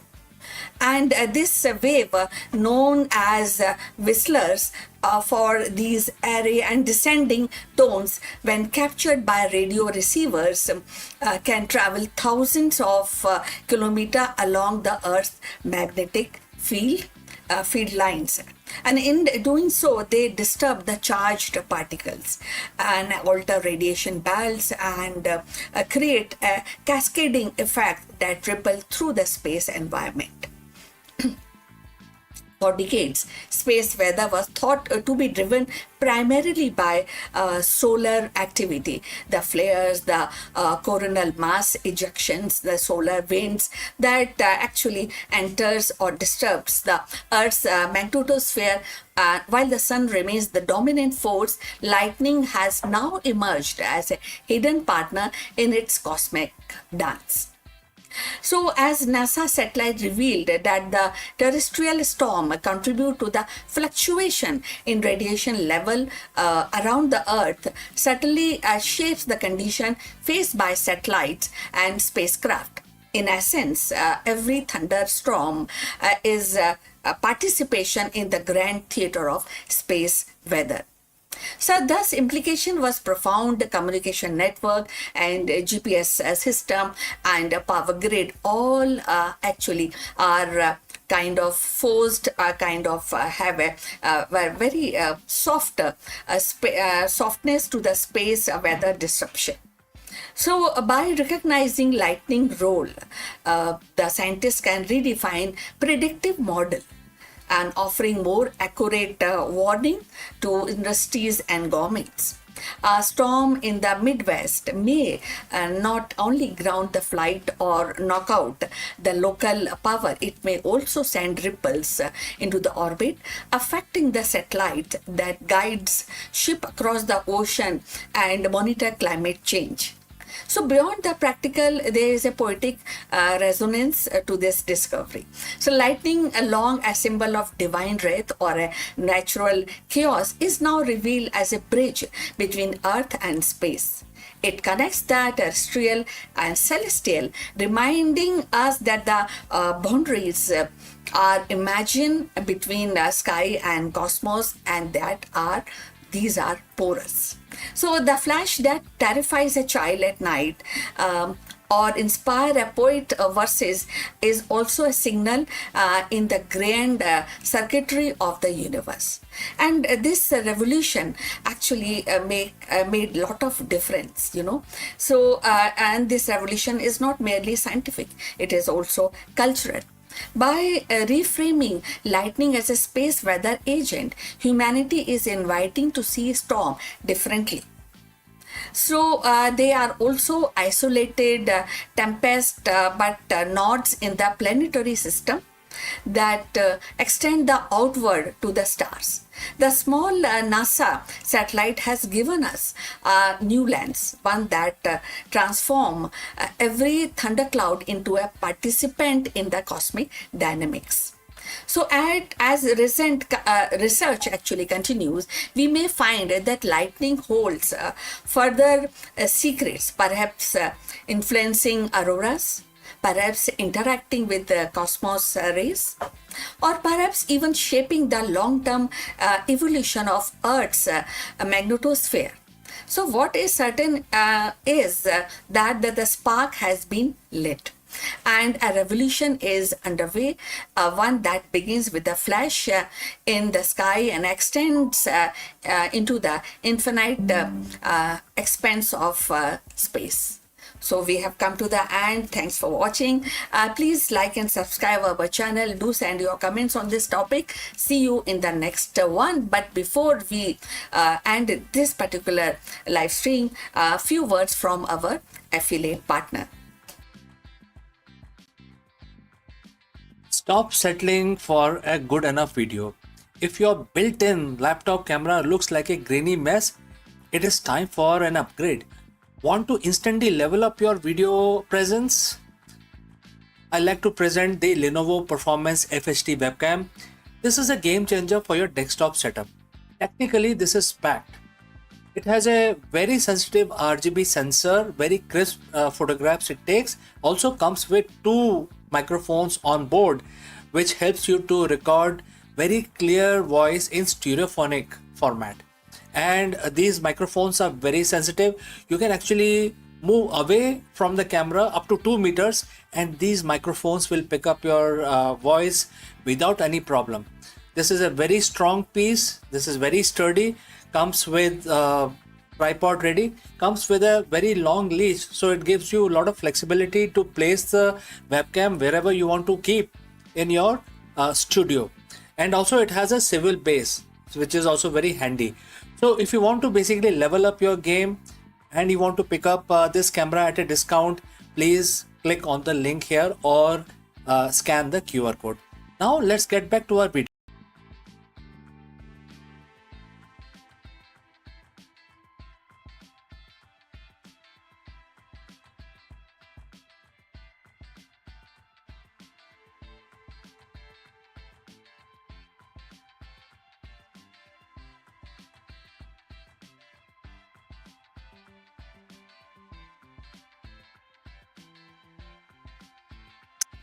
In an age when the heavens were still clogged in myth and the earth was thought to stand still, Aryabhat dared to imagine a universe in motion.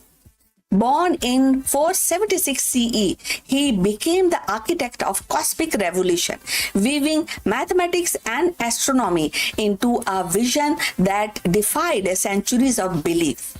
With Aryabhatiya, he revealed that the earth spin upon its axis, that the eclipses are not divine omens but predictable shadow, and that the numbers 0 above all holds the key to infinity. So let's find out more.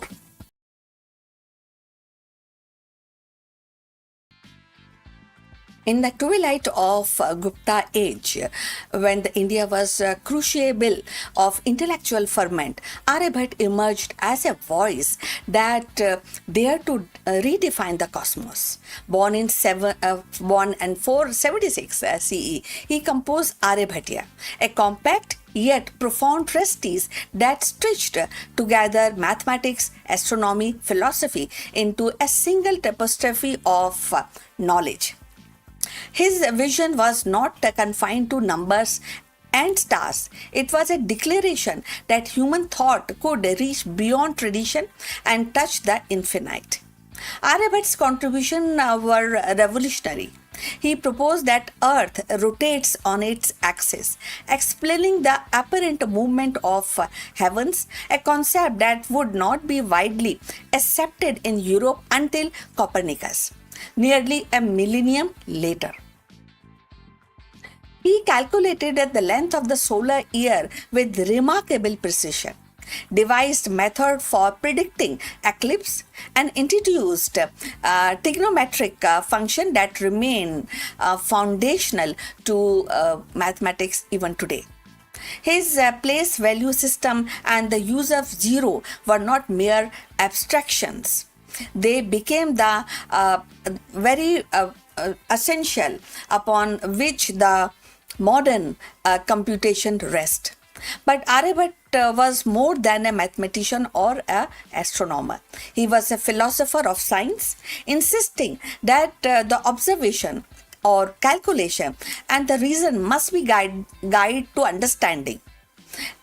And in doing so, he embodied a spirit of inquiry that resonates powerfully in 2026 as humanity stands at the threshold of interplanetary exploration, grappling with the artificial intelligence, quantum computing, and the climate modeling. Aryabhat's legacy reminds us that the bold ideas often precede the tool to prove them, and his heliocentric learning and his leaning towards that were not validated by telescope but by courage, the courage to imagine a universe larger than the prevailing dogma. So if you have reached this far, please inform us from which city you are tuned in and in which language you are watching this video. This will help us to determine the reach of our channel. So going forward, in 2026, his impact is felt in multiple dimensions.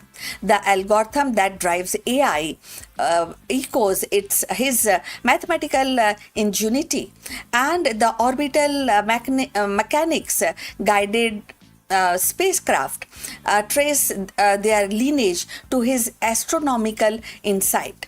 His insistence on precision and systematic thinking mirror the demand of modern data science. And his philosophical courage, questioning orthodoxy, embracing uncertainty, offer a model for navigating the ethical dilemmas of AI, biotechnology, and planetary journey. So beyond science, Aryabhat's story is, of course, is like a cultural beacon. In an era when the decolonizing knowledge is a global imperative, his work reclaimed India's place in the history of ideas. It challenges the narrative that the scientific revolution were born solely in Europe, remind us that innovation has always been a shared human endeavor. For a young learner in 2026, Aryabhat is not just a figure of past but a symbol of possibility. Proof that imagination can bend the arc of history. Looking ahead, we will definitely find his legacy inspiring and vision of science as both rigorous and humane. Just as Aryabhat's calculation seeded centuries of progress, our own innovation must serve not only the exploration but also equity. His work whispers across the time that the rotation of the earth is not just a cosmic fact but a metaphor of continuity, and that knowledge is like a planet itself, must keep turning, renewing and expanding. Thus the Aryabhat contribution are not a relic of antiquity. They are living principles, and in 2026 and beyond, as we chart course to Mars, harness AI, and confront planetary crisis, his voice reminds us that science is a journey of courage, precision, and imagination. His heliocentric vision was a revolution of the perspective, and the challenge is now it is to carry that revolution. It is a challenge of the new generation of 2026, and definitely to go beyond the star or find the future in interplanetary journey, and of course venture into the unknown. So this is what we want to share about Aryabhat and his contribution. We look forward. What you think about Aryabhat's vision, and you should also understand that Aryabhat's vision was not bounded by the centuries in which he lived. It was a spark that continued to illuminate the corridors of the science. His calculations of planetary motion and his embrace of zero, and his insistence on reason over ritual, so were more than intellectual feats, and they were also act of courage that reshaped humanity's understanding of the cosmos. So in 2026, as we decode genomes and harness the artificial intelligence and prepare to step into the other words, Aryabhat's legacy remind us that the progress begins with the perspective. And and definitely his revolutionary ideas were more of a thought, and our must be one of the imagination. We should work on our imagination. We should work on the ethics, and we should be very brave to go for an exploration. So the earth still spin as he foretold, and with its spin, the wheel of discovery, Aryabhat's voice echoes across the time, and that the universe is vast, the truth is measurable, and that the generation must find the courage to look up, calculate their dreams.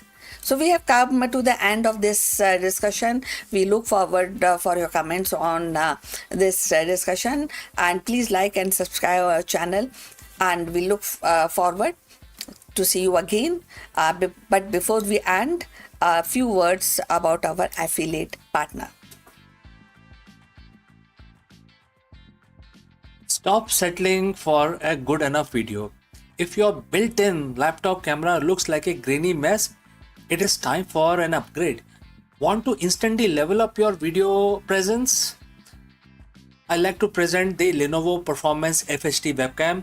This is a game changer for your desktop setup. Technically, this is packed. It has a very sensitive RGB sensor, very crisp photographs it takes. Also comes with 2 microphones on board, which helps you to record very clear voice in stereophonic format.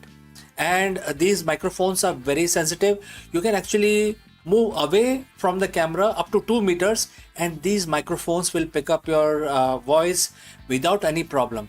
This is a very strong piece. This is very sturdy. Comes with tripod ready. Comes with a very long leash, so it gives you a lot of flexibility to place the webcam wherever you want to keep in your studio. And also it has a swivel base which is also very handy. So if you want to basically level up your game and you want to pick up this camera at a discount, please click on the link here or scan the QR code. Now let's get back to our video.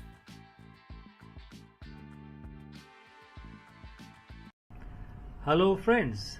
In the high-stake world of corporate leadership, volatility is the only constant.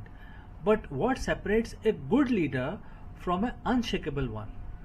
In this video, we explore the profound wisdom of Bhagavad Gita and its direct application to the modern CEOs and different high leadership executives. We dive deep into the concept of samadhi, not as a mystical retreat, but as the ultimate state of the mental clarity and decision making. Let us proceed further on this thought. Hello दोस्तों, नमस्कार। आप सबका स्वागत है। क्या आप एक CEO या बिजनेस लीडर हैं और हर दिन चुनौतियों का सामना कर रहे हैं? तो आप सही जगह पहुंचे हैं, क्योंकि इस वीडियो में हम भगवद गीता की सहायता लेंगे और आपकी इस सिचुएशन का आंसर ढूंढने की कोशिश करेंगे। हम ये जानेंगे कि जो सीख मिलती है हमें भगवद गीता से, वो एक मंत्र युद्ध क्षेत्र में एप्लीकेबल ही नहीं है, बल्कि हर एंटरप्रेन्योर के लिए एक जीवन दर्शन है जो आपकी टीम का नेतृत्व में करने में सहायता करता है। चाहे जीत हो या हार, एक लीडर को अपनी निष्ठा, कर्म पर कैसे निगाह रखनी चाहिए, हम इस वीडियो में सीखेंगे और इसके बारे में और डिस्कशन करेंगे। तो चलिए आगे बढ़ते हैं। तो दोस्तों, आजकल के दुनिया में, आजकल के परिप्रेक्ष्य में हम ऐसी एक रेस में हैं जहां जीतना ही सब कुछ है, जीतना ही अनिवार्य है। एक सीईओ के तौर पे आप हर सुबह एक नई चुनौती, एक नए संकट और एक नए डर के साथ उठते हैं। क्या ये मर्जर काम आएगा? मार्केट शेयर बढ़ेगा? क्या मेरी टीम परफॉर्म करेगी? हम सब अक्सर एक तनाव में जीते हैं। अगर मैं हार गया तो क्या होगा? अगर ये डिसीजन गलत हो गया तो क्या होगा? लेकिन आज मैं आपके साथ बिजनेस का एक ऐसा सीक्रेट कोड शेयर करने वाला हूं जो 5000 साल पहले महाभारत के रण क्षेत्र में दिया गया था। यह सिर्फ एक श्लोक ही नहीं, एक आधुनिक कॉर्पोरेट जगत का सबसे बड़ा रिस्क मैनेजमेंट टूल है। ध्यान से सुनिएगा। आज हम चर्चा करेंगे भगवत गीता के अध्याय 2 श्लोक 37, चैप्टर 2 वर्स 37 की। और इस श्लोक आपको सिखाएगा कि कैसे विन विन माइंडसेट के साथ आप अपनी कंपनी और अपने जीवन को लीड कर सकते हैं। तो आइए पहले श्लोक को हम पढ़ लेते हैं। भगवान कृष्ण अर्जुन से कहते हैं, एंड द कोट स्टार्ट्स, यदि तुम लड़ते हुए हार भी गए तो तुम्हें स्वर्ग मिलेगा। यानी आपको वो अनुभव और सीख मिलेगी जो आपको उच्च स्तर का लीडर बनाएंगे और आपको ऊंचाई पे ले जाएंगे। और यदि तुम जीत गए तो इस पृथ्वी पर सुख भोगोगे, यानी सफलता, प्रॉफिट एंड मार्केट लीडरशिप आपकी होगी। तो ये आपको बता रहा है कि दोनों ही सिचुएशन में विन विन है। तो दोस्तों, अगर आप यहाँ तक पहुंचे हैं तो आप बताइए कमेंट करके कि किस सिटी से आप हमारे इस वीडियो को देख रहे हैं। तो चलिए आगे बढ़ते हैं। हम सब ने इस वर्ष को सुना, जरा रुकिए और सोचिए, भगवान कृष्ण यहाँ अर्जुन से क्या कह रहे हैं? वो कह रहे हैं कि हारने का विकल्प ही खत्म कर दो। अर्जुन, कृष्ण के लिए हार जैसा कुछ है ही नहीं। अगर तुम हारते हो तो तुम कुछ सीखते हो, अगर तुम जीतते हो तो तुम कुछ हासिल करते हो। तो सीईओ के तौर पे क्या आपकी लाइफ में हार जैसी कोई चीज है या नहीं? अगर कोई प्रोजेक्ट फेल होता है तो आप एक लीडर के रूप में विकसित होते हैं, आप नई चीजें सीखते हैं, अपनी असफलता से आगे बढ़ते हैं। अगर सफल होते हैं तो आपकी कंपनी विकसित होती है। तो इस श्लोक में हमें अपनी कॉर्पोरेट लाइफ को कैसे लागू करें, किस तरह से अपना माइंडसेट करें, इस चीज की हमें सीख दी गई है। तो इसमें मुख्य हमें क्या सीख मिल रही है? नंबर 1 इज डर का अंत। जब आप स्वीकार कर लेते हैं कि सीखना भी एक जीत है तो डर खत्म हो जाता है। एक सीईओ को जो डर में फैसला लेता है वो कभी बड़े रिस्क नहीं ले पाता। तो गीता आपको सिखाती है कि रिस्क लेना ही आपका धर्म है। नंबर 2, परिणाम से डिटैचमेंट। डिटैचमेंट जो आउटकम है, जो रिजल्ट है, उससे डिटैच हो जाइए आप। भगवान कृष्ण कहते हैं कि यानी कि अगर आप लड़ना ही नहीं करेंगे तो आपको कोई परिणाम मिलेगा ही नहीं।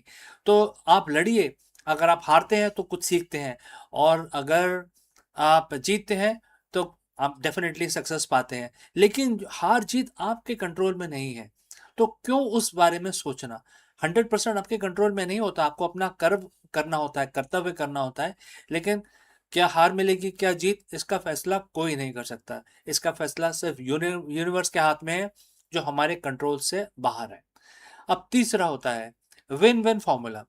आज की दुनिया में हम विन लॉस के बारे में सोचते हैं। मुझे जीतना है हर हालत में, सामने वाले को हारना है हर हालत में। लेकिन गीता आपको क्या ज्ञान देती है? विन विन का क्या मतलब है? अपनी ड्यूटी मतलब अपना कर्म आपको पूरा करना है, अपनी पूरी क्षमता के साथ मैदान में उतरें, बाकी परिणाम अपने आप संभल जाएगा, अपने आप यूनिवर्स आपको दे देगा, आपके एक्शन के ऊपर डिपेंड करता है वो।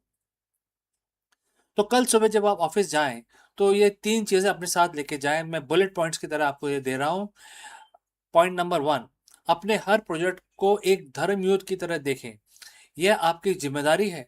जब आप इसे जिम्मेदारी की तरह देखेंगे तो आप हारने से नहीं डरेंगे, आप सिर्फ अपनी ड्यूटी निभाने पर फोकस करेंगे। बुलेट पॉइंट नंबर 2, अपने फेलियर्स को हेवनली गेन के रूप में देखें। हर बड़ी कंपनी जो आज लीडर है, उसने सैकड़ों बार फेलियर का स्वाद चखा है। उन फेलियर्स को स्टार्टअप या लर्निंग की तरह देखा जाए। बुलेट पॉइंट नंबर 3, निर्णय लेने में देरी ना करें। श्लोक के अंत में भगवान कृष्ण कहते हैं, उठो यानी एक्शन लो। एनालिसिस में फंसे रहोगे तो मैदान में कब उतरोगे? दोस्तों, एक सीईओ के रूप में सबसे बड़ी पूंजी आपकी मानसिक स्टेट ऑफ माइंड है, मानसिक स्थिरता है।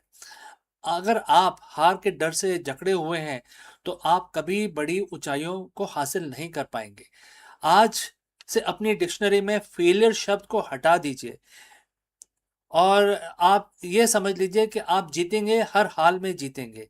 और अपने जो थॉट प्रोसेस है उसको अपग्रेड करिए। तो इसमें भगवान बोलते हैं कि उठो, फाइट करो और जीतो। अगर आपको ये विन विन श्लोक का जो इम्प्लीमेंटेशन है बिजनेस फील्ड में अगर पसंद आया है तो कमेंट करके ये लिखें कि मैं तैयार हूँ, और हाँ मैं तैयार हूँ, ये कमेंट करके आप मेरे पास भेजें। और अगर आपको लगता है कि गीता का ज्ञान बिजनेस में उतारने के लिए आप और डिटेल चाहते हैं तो ज़रूर हमसे संपर्क करें। My name is CK. जल्दी ही मिलता हूँ दूसरी सीख लेके आपके साथ। तब तक उठो, लड़ो और जीतो। धन्यवाद।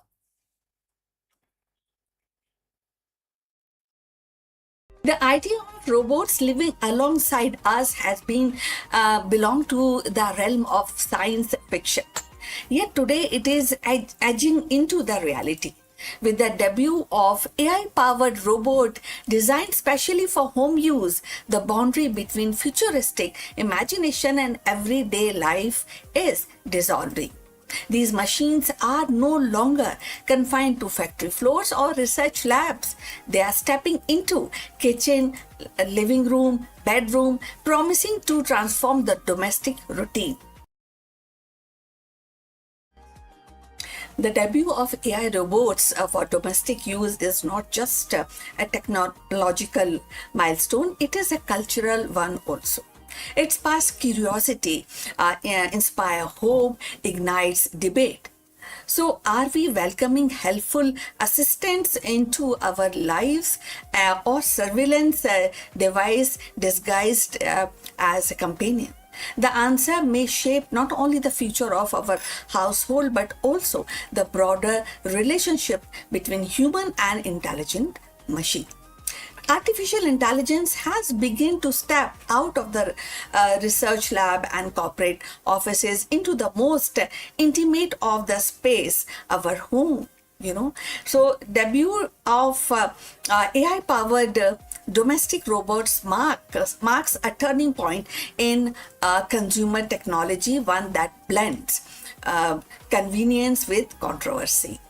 So these machines are designed to handle everyday tasks, tidying rooms, monitoring energy use, assisting with cooking, or even offering companionship. And this appeal lies in the promise of freeing up time, reducing household stress, and creating a seamless, smart living environment. For many consumers, the idea of robot that can anticipate the need and act autonomously and feel natural is the next step after smart speakers and connected appliances. Yet the excitement is tempered by uneasy, and that is privacy debate over flared almost immediately. Unlike a vacuum robot that simply mop your floor plans, and these new AI robots can equipped with advanced sensory cameras, microphones. So they don't just clean, they observe, interpret, and learn. That means that they are constantly collecting data from household routine, personal habits, even private conversations. So for some, this feels like inviting a surveillance device into the living room. The questions become: who owns that data and how securely is it stored? So if you have reached this far, please inform us from which city you have tuned in and in which language you are watching this video. This will determine the reach of our channel. So going forward, the consumer interest is undeniable. Early demonstrations have drawn crowds, and pre-order suggests a strong demand. Families imagine robot that can help elderly relatives, parents, and vision assistants with the childcare, and the professionals see value in delegating some routine work. So, but alongside with enthusiasm, the critics warn of the risk of dependency and erosion of boundaries. So, if a robot can recognize emotions, respond to the stress, and adapt to the personal preferences, does it cross into the territories of replacing human interaction? So, and if the companies monetize the insight gathered from these robots, does the home cease to be a private sanctuary? So this tension between innovation and intrusion defines the current debate. On one hand, AI robot for home use could actually revolutionize the domestic life. It can provide easiness in the domestic life, making home safer, more efficient, and more responsive. On the other hand, they raise profound ethical questions about autonomy, consent, and surveillance. The debut of these robots is not just a technological milestone, it is a cultural one too. It actually forces society to grapple with what we value more: convenience or privacy, automation or intimacy. For now, the spotlight remains on consumer curiosity. The allure of futuristic living is strong, and many are eager to experiment. But as adoption spread, the conversation will inevitably shift from novelty to accountability. The home, once the most private space, is becoming the next frontier for AI, and how we navigate this frontier will shape not only our domestic life but also our broader relationship with technology. The arrival of AI robots in our home is more than a technical upgrade. It is definitely, as we are discussing, cultural shift. These machines promise efficiency, they also promise safety, and even the companionship, yet they are that is a challenge of our notion of privacy, intimacy within the household. So as consumer embrace this, and society must also confront the deeper questions: how much of our personal lives are we willing to share with the machines, and who ultimately control that information? So that is that whether they become a trusted helper or controversial intruders will depend only on the technological itself, but also value we choose to uphold as we invite artificial intelligence into our most private corners of our lives. So we have come to the end. Thanks for watching. Please like and subscribe our channel, and see you in the next one. But before we close this live streaming, few words about our affiliate partner.